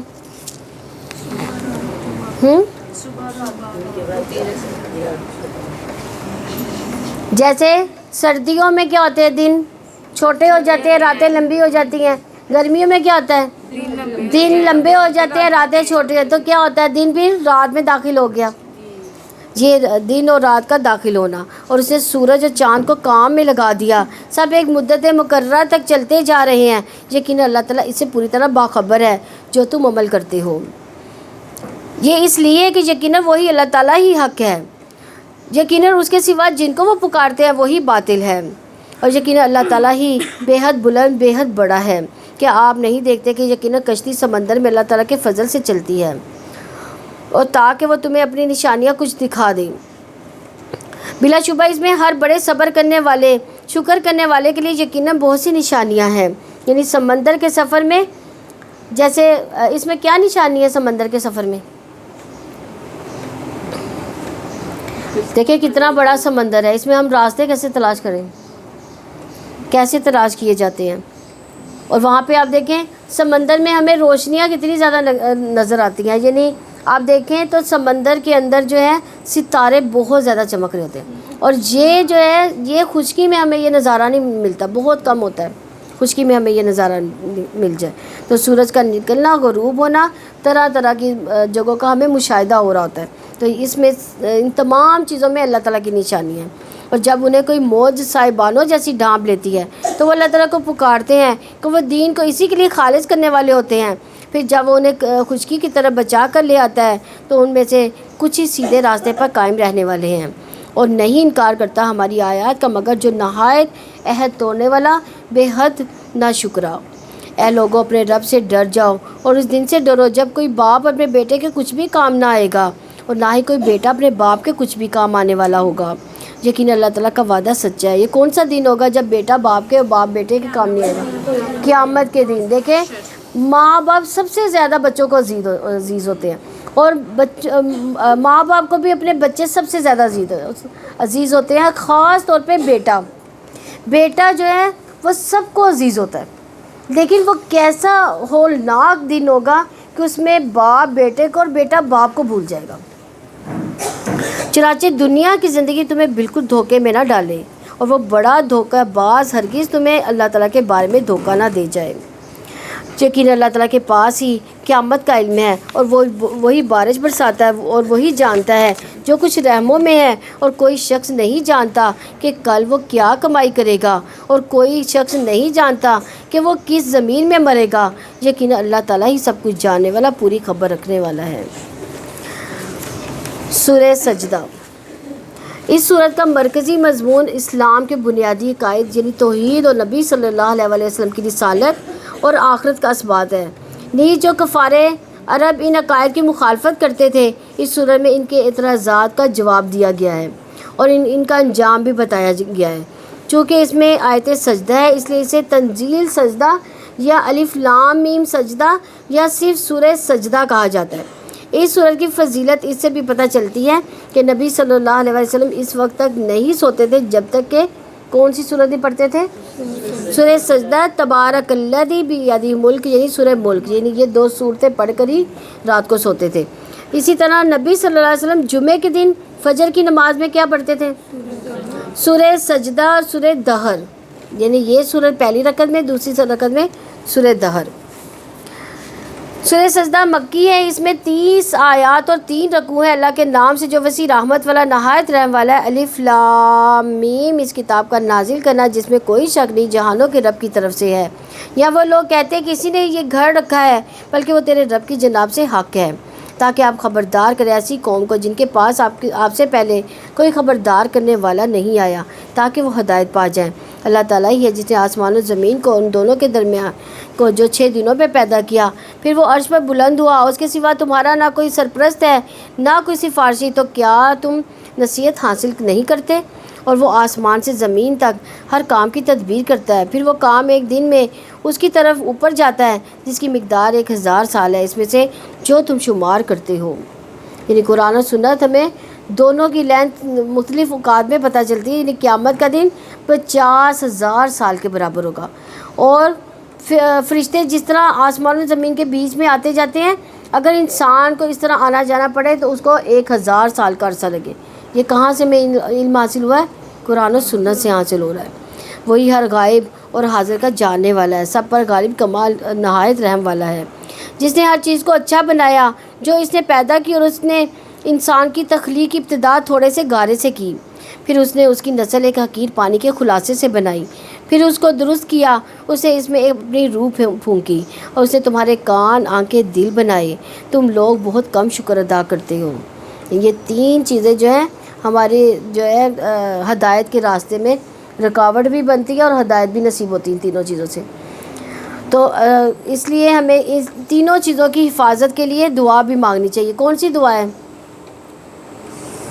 اللہم عافنی فی بدنی، اللہم عافنی فی سمعی، اللہم عافنی فی بصری، لا الہ الا انت۔ یہ کب پڑھتے ہیں؟ صبح شام کے اذکار میں۔ اسی طرح بدنی نعمتوں سے فائدہ اٹھانے کے لیے دعا کرنی چاہیے کہ یا اللہ ہم اپنے جسم سے بھرپور فائدہ اٹھاتے رہیں، کسی دنیا کے کام کاج بھی کریں اور آخرت کے لیے بھی نیک عمل بھی زیادہ سے زیادہ کر سکیں، کیونکہ جب انسان کی صحت اچھی ہوتی ہے تو انسان کچھ کرنے کے قابل نہیں ہوتا، حتیٰ کہ نماز روزے سے بھی عاجز رہتا ہے، کسی کی خدمت کرنا تو دور کی بات ہوتی ہے۔ اور ابو ہریرہ رضی اللہ عنہ سے روایت ہے کہ رسول اللہ صلی اللہ علیہ وسلم یہ دعا کرتے تھے، اے اللہ مجھے میری سماعت میری بصارت سے فائدہ پہنچا، انہیں میرا وارث کر دے، یعنی میں مر بھی جاؤں تو ان کے ذریعے جو میں نے کام کیے وہ بعد میں میرے لیے صدقہ جاریہ بنتے رہیں، اس طرح یہ میری زندگی تک انہیں باقی رکھ، اور مجھ پر جو ظلم کرے اس کے خلاف میری مدد فرما، اس سے میرا بدلہ لے لے۔ یعنی میں اپنے معاملات تیرے سپرد کرتا ہوں۔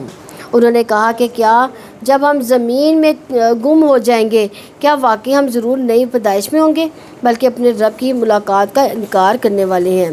آپ کہتے ہیں کہ موت کا فرشتہ جب تم پر مقرر کیا گیا تمہیں قبض کر لے گا، چنانچہ تم اپنے رب کی جناب میں لوٹائے جاؤ گے۔ اور کاش آپ دیکھیں کہ جب مجرم اپنے رب کے پاس سر جھکائے ہوئے ہوں گے، اے ہمارے رب، ہم نے دیکھ لیا، ہم نے سن لیا، چنانچہ ہمیں واپس بھیج دے، ہم نیک عمل کریں، بلا شبہ ہم یقین کرنے والوں میں سے ہیں۔ لیکن اس وقت جو یقین فائدہ نہیں دے گا۔ یہ کون لوگ کہیں گے؟ مجرم قوم، یعنی جو جہاں پہ اللہ کی نافرمانیاں کرتے رہے وہاں پہ کہیں گے اب ہمیں حقیقت کا پتہ چل گیا، ہمیں دنیا میں بھیج دو، اور اگر ہم چاہتے تو ہر نفس کو اس کی ہدایت دیتے، لیکن میری طرف سے بات سچ ثابت ہو گئی کہ میں ضرور جنوں انسانوں سب سے جہنم کو بھر دوں گا۔ سو اب مزہ چکھو، کیونکہ تم نے اپنے اس دن کی ملاقات کو بھلا دیا، ہم نے بھی یقیناً تمہیں بھلا دیا، اور ہمیشہ کے عذاب کا مزہ چکھو اس وجہ سے جو تم عمل کیا کرتے تھے۔ یقیناً ہماری آیات پر تو وہی مان لاتے ہیں کہ جب انہیں ان کے ذریعے نصیحت کی جاتی ہے تو سجدہ کرتے ہوئے گرتے ہیں، اور وہ اپنے رب کی حمد کے ساتھ تسبیح کرتے ہیں، وہ تکبر نہیں کرتے۔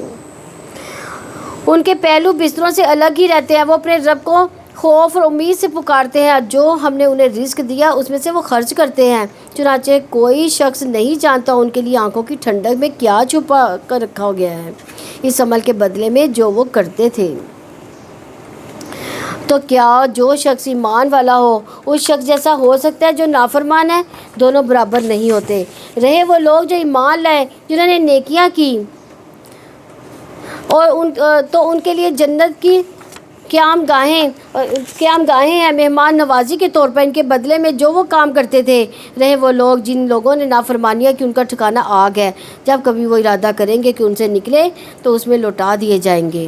ان سے کہا جائے گا کہ اب آگ کا عذاب چکھو جس سے تم جھٹلایا کرتے تھے، اور ہم انہیں بڑے عذاب سے پہلے ہی چھوٹے عذاب کا مزہ چکھائیں گے۔ یہ چھوٹا عذاب کون سا ہے؟ یعنی دنیا کی سختیاں، دنیا کی مصیبتیں، یہ چھوٹے عذاب ہیں تاکہ وہ پلٹ کر آئے۔ اور یہ مصیبتیں دنیا کی کیوں آتی ہیں انسان پر؟ اصلاح کرنے کے لیے، انسان کی اصلاح کرنے کے لیے آتی ہیں۔ لیکن ہم تو کیا ہوتے ہیں؟ مایوس ہو جاتے ہیں۔ اگر تو اس مصیبت پر ہم اللہ تعالیٰ کے ساتھ جڑ جاتے ہیں تو وہ ہمارے لیے رحمت ہے۔ اور اس شخص سے بڑا ظالم کون ہوگا جسے اس کے رب کی آیات سے نصیحت کی جاتی ہے پھر بھی وہ ان سے منہ پھیر جاتا ہے؟ کہ انہی مجرموں سے ہم انتقام لینے والے ہیں۔ اور بلا شبہ یقیناً ہم نے موسیٰ کی کتاب عطا کی۔ کون سی کتاب دی تھی موسیٰ کو؟ تورات۔ چنانچہ آپ اس کی ملاقات سے کسی شک میں نہ ہوں، اس کو ہم نے بنی اسرائیل کے لیے ہدایت بنایا تھا، اور ہم نے ان میں سے رہنما بنائے تھے جو ہمارے حکم سے رہنمائی کرتے تھے۔ جب انہوں نے صبر کیا ہماری آیات پر وہ یقین رکھتے تھے۔ یقیناً آپ کا رب بھی ان کے درمیان قیامت کے دن کے بارے میں فیصلہ کرے گا جن میں یہ اختلاف کرتے تھے۔ اور کیا اس نے ان کو ہدایت نہ دی کہ ہم نے کتنی ہی قوموں کو ان سے پہلے ہلاک کر دیا جن کے رہنے کی جگہوں میں یہ چلتے پھرتے ہیں؟ بلا شبہ اس میں یقیناً نشانیاں ہیں۔ تو کیا وہ سنتے نہیں ہیں؟ اور کیا انہوں نے نہیں دیکھا کہ یقیناً ہم بنجر زمین کی طرف پانی آ کر لاتے ہیں، پھر ہم اس کے ذریعے کھیتی نکالتے ہیں جس میں سے اس کے جانور بھی کھاتے ہیں اور خود بھی؟ تو کیا وہ دیکھتے نہیں ہیں؟ یہ بنجر زمین کا کیوں ذکر کیا گیا؟ یہاں پہ تو ذکر قیامت کا ہو رہا تھا۔ جیسے قیامت کے دن ہم مردہ جسم زندہ ہوں گے، اسی طرح دیکھیں اللہ تعالیٰ بنجر زمین کو ہمارے سامنے زندہ کرتا ہے، اس میں سے کیسے کھیتیاں نکلتی ہیں۔ اور وہ کہتے ہیں کہ یہ فیصلہ کب ہوگا اگر تم سچے ہو؟ آپ کہتے ہیں کہ فیصلے کے دن اس کا ایمان انہیں کوئی فائدہ نہ دے گا۔ جنہوں نے کفر کیا، جس دن فیصلے کا دن آ گیا اس دن ایمان لانا بے سود ہو جائے گا۔ جنہوں نے کفر کیا اور نہ ہی انہیں کوئی مہلت اس دن ملے گی، چنانچہ آپ ان سے منہ پھیر لیں اور انتظار کریں، یقیناً وہ میں منتظر ہیں۔ سورہ احزاب مدنی ہے، اس میں 73 آیات اور 9 رکوع ہیں۔ اللہ تعالیٰ کے نام سے جو وسیع رحمت والا نہایت رحم والا ہے۔ اے نبی، آپ اللہ تعالیٰ سے ڈر جو اور کافروں منافقوں کی اطاعت نہ کرو، یقیناً اللہ تعالیٰ سب کچھ جاننے والا کمال حکمت والا ہے۔ یعنی اے نبی، کافروں منافقوں کا پریشر مت لو، ان سے مت ڈرو، وہ چاہتے ہیں کہ آپ ان کے طریقے پر چلیں۔ اور یہی سبق ہمیں بھی دیا گیا کہ ہمیں بھی کافروں سے نہیں ڈرنا چاہیے۔ اگر ہم ان کا ڈر اپنے دل میں بٹھا لیں گے تو پھر کیا ہوگا کہ ہم ان مغلوب ہو جائیں گے، اور اس کی پیروی کرو جو آپ کے رب کی طرف سے آپ پر وحی کی جاتی ہے۔ اللہ تعالیٰ یقیناً اس کی ہمیشہ سے پوری طرح خبر رکھنے والا ہے جو تم عمل کرتے ہو۔ اللہ تعالیٰ پر بھروسہ رکھو، اللہ تعالیٰ ہی کارساز کافی ہے۔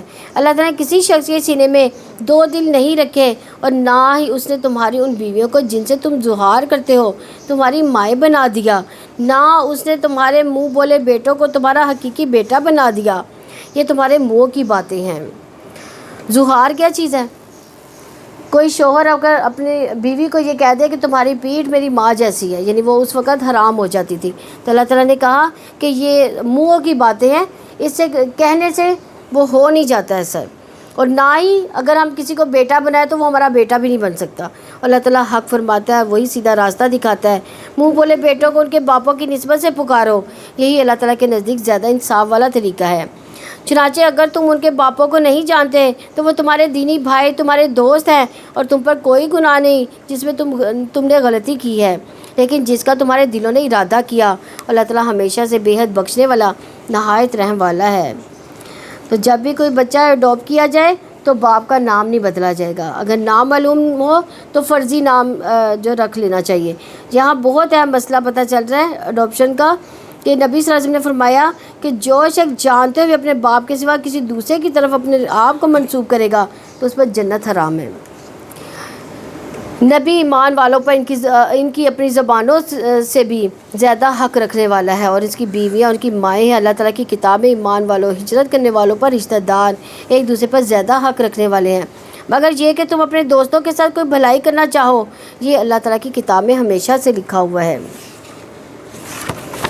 یعنی یہ وصیت کا خانہ رکھا گیا ہے، یہ ایسے ہی لوگوں کو دینے کے لیے نہیں ہے جن کے قاعدہ شریعت میں وراثت کے حصے مقرر نہیں ہیں، ان کے نام جو ہے وہ وصیت کی جائے گی۔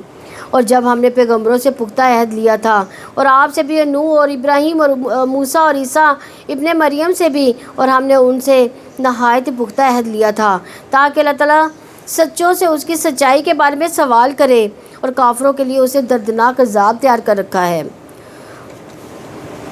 اے لوگوں جو ایمان لائے ہو، اپنے اوپر اللہ تعالیٰ کی نعمت کو یاد کرو جب تم پر فوجیں چڑھ آئیں، چنانچہ ہم نے ان پر آندھی بھیج دی اور ایسے لشکر جنہیں تم نے نہیں دیکھا تھا، اور جو کچھ تم کر رہے تھے اللہ تعالیٰ اسے ہمیشہ سے خوب دیکھنے والا ہے۔ یعنی اشارہ ہے غزوہ خندق کی طرف، جس کو غزوہ احزاب بھی کہا جاتا ہے۔ تو غزوہ احزاب میں کیا ہوا تھا؟ اس کو غزوہ خندق کیوں کہا جاتا ہے؟ خندق کھودی گئی تھی۔ اور احزاب کیوں کہا گیا ہے؟ کیونکہ یہ حزب کی جمع ہے، یعنی بہت سارے لشکر کفار کے ساتھ بہت سارے جو تھے وہ قبیلے والے اور ارد گرد کے جو لوگ تھے وہ ایک گروہ در گروہ مسلمانوں پہ ٹوٹ پڑے تھے، اور دشمنوں کی تعداد 10,000 کے قریب تھی، اور یہ غزوہ 5 ہجری کو ہوا تھا۔ اور جب وہ تمہارے اوپر سے تم پر چڑھ آئے، تمہارے نیچے سے بھی، اور جب آنکھیں پھر گئیں، اور جب دل حلق تک پہنچ گئے، اور تم اللہ تعالیٰ کے بارے میں طرح طرح کے گمان کرنے لگے، یعنی مدینہ کو انہوں نے گھیر لیا تھا۔ یہ بہت سخت ٹائم تھا مسلمانوں پر۔ اس وقت مومن خوب آزمائے گئے، ہلا مارے گئے، سخت ہلایا جانا، اور جو منافق اور وہ لوگ جن لوگوں کے دلوں میں بیماری تھی کہہ رہے تھے کہ اللہ تعالیٰ اور اس کے رسول نے ہم سے جو وعدہ کیا تھا وہ فریب کے سوا کچھ نہ تھا، یعنی منافقوں کی منافقت سامنے آ رہی تھی۔ اور جب ان میں سے ایک گروہ نے کہا کہ اے اہل یثرب تمہارے لیے کوئی ٹھہرنا نہیں ہے، چنانچہ لوٹ جاؤ، ان میں سے ایک گروہ نبی سے اجازت مانگتا تھا، اور وہ کہہ رہے تھے کہ یقیناً ہمارے گھر غیر محفوظ ہیں، حالانکہ وہ ہرگز غیر محفوظ نہ تھے۔ یہ کون لوگ تھے جو رخصت مانگ رہے تھے؟ یہ بھی منافق ہی تھے۔ یہ منافق تھے جو غزوے میں نہیں آنا چاہتے تھے، وہ بھاگنے کے سوا اور کچھ ارادہ نہ کر رہے تھے، اور اگر مدینہ کی طرف سے ان پر کوئی دشمن گھس آتا، پھر اسے فتنہ برپا کر کے جنگ کرنے کا سوال کیا جاتا تو وہ اسے ضرور کر گزرتے، یعنی وہ کافروں کا ساتھ دے دیتے۔ مسلمانوں کے حق میں جب آ رہے ہیں تو کہہ رہے ہیں کہ ہمارے گھر غیر محفوظ ہیں، ہم تو جنگ میں نہیں آ سکتے، لیکن اگر کافروں کا ساتھ دینا ہوتا تو فوراً ہی حامی بھر دیتے، تو اسے وہ دیر ہی نہ کرتے، مگر تھوڑی۔ بلا شبہ وہ اللہ تعالیٰ سے یقیناً پہلے عہد کر چکے تھے کہ وہ پیٹھ نہ دکھائیں گے، اللہ تعالیٰ کا عہد ہمیشہ سے پوچھا جانے والا ہے. یعنی جب مدینہ میں نبی صلی اللہ علیہ وسلم آئے تھے تو ان سے عہد کیا گیا تھا، ان سے عہد یہ لیا گیا تھا کہ وہ مسلمانوں کا ساتھ دیں گے. یعنی مسلمانوں کے دشمنوں کا ساتھ نہیں دیں گے، مسلمانوں کا ساتھ دیں گے. اور مسلمانوں نے بھی وعدہ کیا تھا کہ ان کے دشمنوں کا ساتھ نہیں دیں گے، ان کا ساتھ دیں گے. آپ کہہ دیں کہ اگر تم موت یا قتل سے بھاگو تو یہ فرار تمہیں ہرگز فائدہ نہیں دے گی، اور تب تمہیں بہت ہی تھوڑا فائدہ پہنچایا جائے گا. اور آپ کہتے ہیں کہ کون ہے جو تمہیں اللہ تعالیٰ سے بچا سکتا ہے؟ اگر وہ تمہیں نقصان پہنچانے کا ارادہ کر لے یا تم پر رحمت کرنے کا ارادہ کرے، اور وہ اللہ تعالیٰ کے سوا اپنا کوئی دوست اور کوئی مددگار نہیں پائیں گے.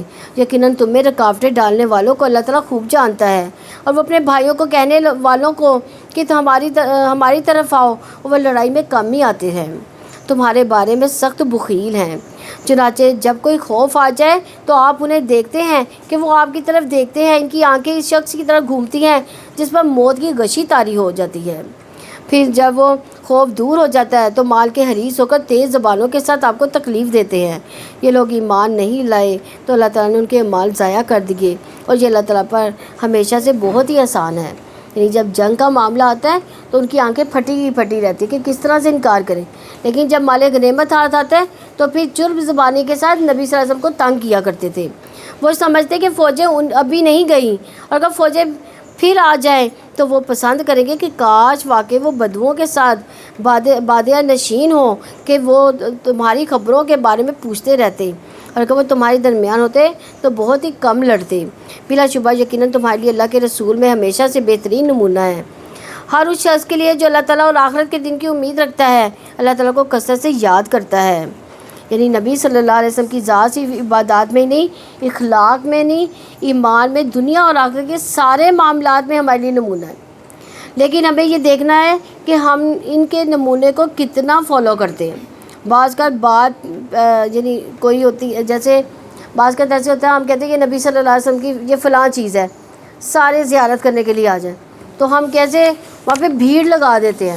لیکن ہم یہ نہیں سوچتے کہ نبی صلی اللہ علیہ وسلم نے اپنے زندگی میں کون سے اعمال کیے ہیں، ہم ان اعمال کو دیکھیں اور اس پر عمل کریں. یہ اصل میں محبت ہے. یہ محبت نہیں ہے کہ نبی صلی اللہ علیہ وسلم کا بال مبارک آ گیا اس کو دیکھنے چلے جائیں، یا نبی صلی اللہ علیہ وسلم کا کوئی جبہ مبارک آ گیا اس کو دیکھنے چلے جائیں. یہ عبادت تو نہیں ہے. عبادت تو وہ ہوگی جو نبی صلی اللہ علیہ وسلم کی اطاعت میں کریں گے ہم لوگ. اور ہمیں یہ دیکھنا چاہیے کہ نبی صلی اللہ علیہ وسلم نے اپنی زندگی میں کون سے معاملات کیے، کون سی انہوں نے عبادات کی، اور اسی طریقے سے ہم لوگ بھی عبادات کریں. آپ صلی اللہ علیہ وسلم نے فرمایا نماز اس طرح پڑھو جس طرح تم مجھے نماز پڑھتے دیکھتے ہو. تو ہم تو ایسے نماز پڑھتے ہیں جیسے ہمارے ماں باپ نے ہمیں سکھائی ہے، چاہے انہوں نے سیکھی نہ ہو، ہم تو ایسے پڑھتے ہیں نا. اور اسی طرح حج کے احکامات کے بارے میں بھی نبی صلی اللہ علیہ وسلم نے کیا فرمایا کہ مجھ سے سیکھو. اس لیے فرمایا جس نے میرے طریقے سے بے رغبتی کی وہ مجھ میں سے نہیں. ابو بکر صدیق رضی اللہ عنہ کہتے ہیں کہ میں کوئی چیز نہیں چھوڑوں گا جس پر رسول اللہ صلی اللہ علیہ وسلم عمل کرتے تھے، مگر میں اس پر عمل کروں گا. بس بے شک میں ڈرتا ہوں کہ اگر میں نے آپ کا طریقہ چھوڑ دیا تو میں سیدھے راستے سے بھٹک گیا. کتنا ان کو ڈر اور خوف تھا. اور جب ایمان والوں نے فوجوں کو دیکھا تو انہوں نے کہا کہ یہ وہی چیز ہے جس کا اللہ تعالیٰ اس کے رسول نے ہم سے وعدہ کیا تھا. اللہ تعالیٰ اس کے رسول نے سچ کہا، اور اس چیز نے ان کے ایمان اور اطاعت میں اضافہ کر دیا. اب دیکھیں منافقوں کی منافقت میں اضافہ ہوتا ہے اور ایمان والوں کی ایمان میں اضافہ ہوتا ہے. 10,000 کے قریب لوگ تھے اور سارا عرب اٹھ کر آ گیا تھا مسلمانوں سے لڑنے، اور لشکروں کو دیکھ کر کیا کہنے لگے، یہ تو وہی ہے جس کا اللہ اور اس کے رسول نے ہم سے وعدہ کیا تھا. یعنی مشکل وقت میں ہمارے ایمان میں اضافہ ہوتا ہے. مومنوں میں بعض ایسے بھی ہیں جنہوں نے سچ کیا، جو انہوں نے اللہ تعالیٰ سے عہد کیا تھا، چنانچہ ان میں سے کچھ نے اپنی نظر پوری کر دی، اور ان میں سے ہے جو انتظار کر رہا ہے، اور انہوں نے کچھ بھی تبدیلی نہیں کی ذرا بھی تبدیلی کرنا، تاکہ اللہ تعالیٰ سچوں کو ان کی سچائی کی جزا دے. منافقوں کو اگر چاہے تو عذاب دے یا ان کی توبہ قبول فرمائے. یقین اللہ تعالیٰ ہمیشہ سے بے حد بخشنے والا نہایت رحم والا ہے. یعنی اس آیت سے پتہ چلتا ہے کہ اگر انسان توبہ کرتا ہے تو پھر اسے توبہ کی قبولیت کی امید بھی رکھنی چاہیے، اور پھر یہ بھی امید رکھنی چاہیے کہ اگر ہم اللہ سے توبہ کریں گے تو اللہ تعالیٰ توبہ ضرور قبول کرے گا، کیونکہ بہت سے لوگ جب گناہوں کے بوجھ سے دب جاتے ہیں تو وہ جو چیز بھول جاتے ہیں وہ کہتے ہیں کہ اللہ ہماری سنتا ہی نہیں ہے۔ ہم اکثر دعائیں کرتے ہیں تو آخر میں کیا کہتے ہیں، جب تھوڑا ٹائم گزر جاتا ہے دعا قبول نہیں ہوتی تو ہم کہتے ہیں اللہ تعالیٰ ہماری سنتا ہی نہیں ہے۔ تو نہ اپنے بارے میں نہ کسی کے بارے میں ایسا منفی جملہ نہ نکالے، قطع نہ کہیں، کیونکہ اللہ بخشنے والا ہے، اللہ تعالیٰ کیونکہ مالکی یوم الدین ہے، بدلے کے دن کا مالک ہے اللہ تعالیٰ۔ اور جن لوگوں نے کفر کیا اللہ تعالیٰ نے انہیں ان کے غصے کے ساتھ ہی لوٹا دیا، وہ کوئی فائدہ حاصل نہ کر سکے۔ مومنوں کی طرف سے قتال میں اللہ تعالیٰ کافی ہو گیا، اور اللہ تعالیٰ ہمیشہ سے بڑی قوت والا سب پر غالب ہے۔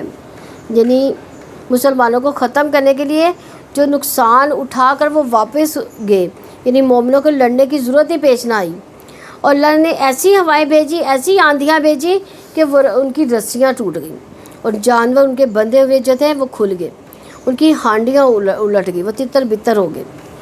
اور اہل کتاب میں سے جن لوگوں نے کافروں کی مدد کی اللہ تعالیٰ ان کے قلعوں سے اتار لایا، اور اس نے ان کے دلوں میں رعب ڈال دیا۔ ان کے ایک گروہ کو تم قتل کرتے تھے اور دوسرے گروہ کو تم قید کرتے تھے۔ یہ کون لوگ تھے؟ جنہوں نے نبی صلی اللہ علیہ وسلم کا ساتھ نہیں دیا تھا، بنو قریظہ تھے، یہ یہودیوں کی جو جماعت تھی، اور اس نے تمہیں ان کی زمین کا، ان کے گھروں کا، ان کے مالوں کا، اس زمین کا وارث بنا دیا جس کو تم نے پامال نہیں کیا۔ اللہ تعالیٰ ہمیشہ سے ہر چیز کو پوری قدرت رکھنے والا ہے۔ اے نبی اپنی بیویوں سے کہہ دو کہ اگر تم دنیا کی زندگی اور اس کی زینت کا ارادہ رکھتی ہو تو آؤ تمہیں کچھ مال و متاع دے دوں اور اچھے انداز سے تمہیں رخصت کر دوں، اور اگر تم اللہ تعالیٰ اور اس کے رسول اور آخرت کے گھر کا ارادہ رکھتی ہو تو یقینا اللہ تعالیٰ نے تم میں سے نیکی کرنے والیوں کے لیے بڑا اجر تیار کر رکھا ہے۔ یہ ازواج مطہرات کو ترجیح کیا گیا ہے کہ انہوں نے کیا کیا تھا، اللہ اور اس کے رسول صلی اللہ علیہ وسلم سے یعنی مطالبہ کیا تھا۔ نبی صلی اللہ علیہ وسلم کی زوجہ عائشہ رضی اللہ عنہ کہتے ہیں کہ رسول اللہ صلی اللہ علیہ وسلم کو جب حکم ہوا کہ وہ اپنی بیویوں کو اختیار دیں تو سب سے پہلے آپ میرے پاس تشریف لائیں۔ انہوں نے مطالبہ کیا کیا تھا ان کی بیویوں نے، یعنی انہوں نے زیادہ انعامات لینے کا مطالبہ کیا تھا، کیونکہ مسلمانوں کے پاس بہت سا مال و دولت آ رہا تھا، کچھ غزوات کی وجہ سے مال غنیمت کافی زیادہ تھا، تو ان کی بیویوں نے کہا تھا کہ ہمیں بھی زیادہ چاہیے، تو پھر اللہ تعالیٰ نے یہ آیات نازل فرمائیں۔ تو جب یہ حکم آیا تو نبی صلی اللہ علیہ وسلم سب سے پہلے عائشہ رضی اللہ عنہ کے پاس آئے، تو کہتے فرمایا میں تم سے ایک معاملے کے متعلق کچھ کہنے آیا ہوں، اس معاملے میں جلد بازی نہ کرنا بلکہ اپنے والدین سے مشورہ کر کے جواب دینا، کیونکہ آپ صلی اللہ علیہ وسلم خوب جانتے تھے کہ ان کے والدین حضرت عائشہ رضی اللہ عنہ کو نبی صلی اللہ علیہ وسلم سے الگ ہونے کا مشورہ کبھی نہ دیں گے۔ چنانچہ آپ نے فرمایا اللہ عز و جل کا فرمان ہے، اور یہ آیات تلاوت فرمائی کہ میں نے کہا اس معاملے میں اپنے والدین سے کیا مشورہ کروں، میں تو اللہ اور اس کے رسول صلی اللہ علیہ وسلم اور آخرت کا گھر چاہتی ہوں۔ حضرت عائشہ رضی اللہ عنہ کہتی ہیں کہ پھر نبی صلی اللہ علیہ وسلم دوسری بیویوں کے پاس گئے تو ان کے بھی یہی جواب تھے۔ جو آخرت چاہتے وہ سوچ سمجھ کے چاہتے، وہ جذباتی کوئی لیکچر سن کر یا آخرت کی چاہت والے نہیں بن جاتے، بلکہ وہ ان کی زندگی کا مستقل حصہ بن جاتی ہے۔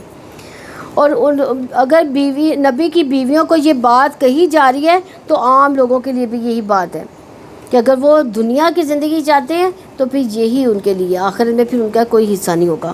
اللہ سبحانہ تعالیٰ ہمیں قرآن کو سمجھنے کی توفیق عنایت فرمائے اور ان ساری چیزوں سے ہمیں آنکھیں کھول دے تاکہ ہم اس پر عمل کرنے والے بن جائیں۔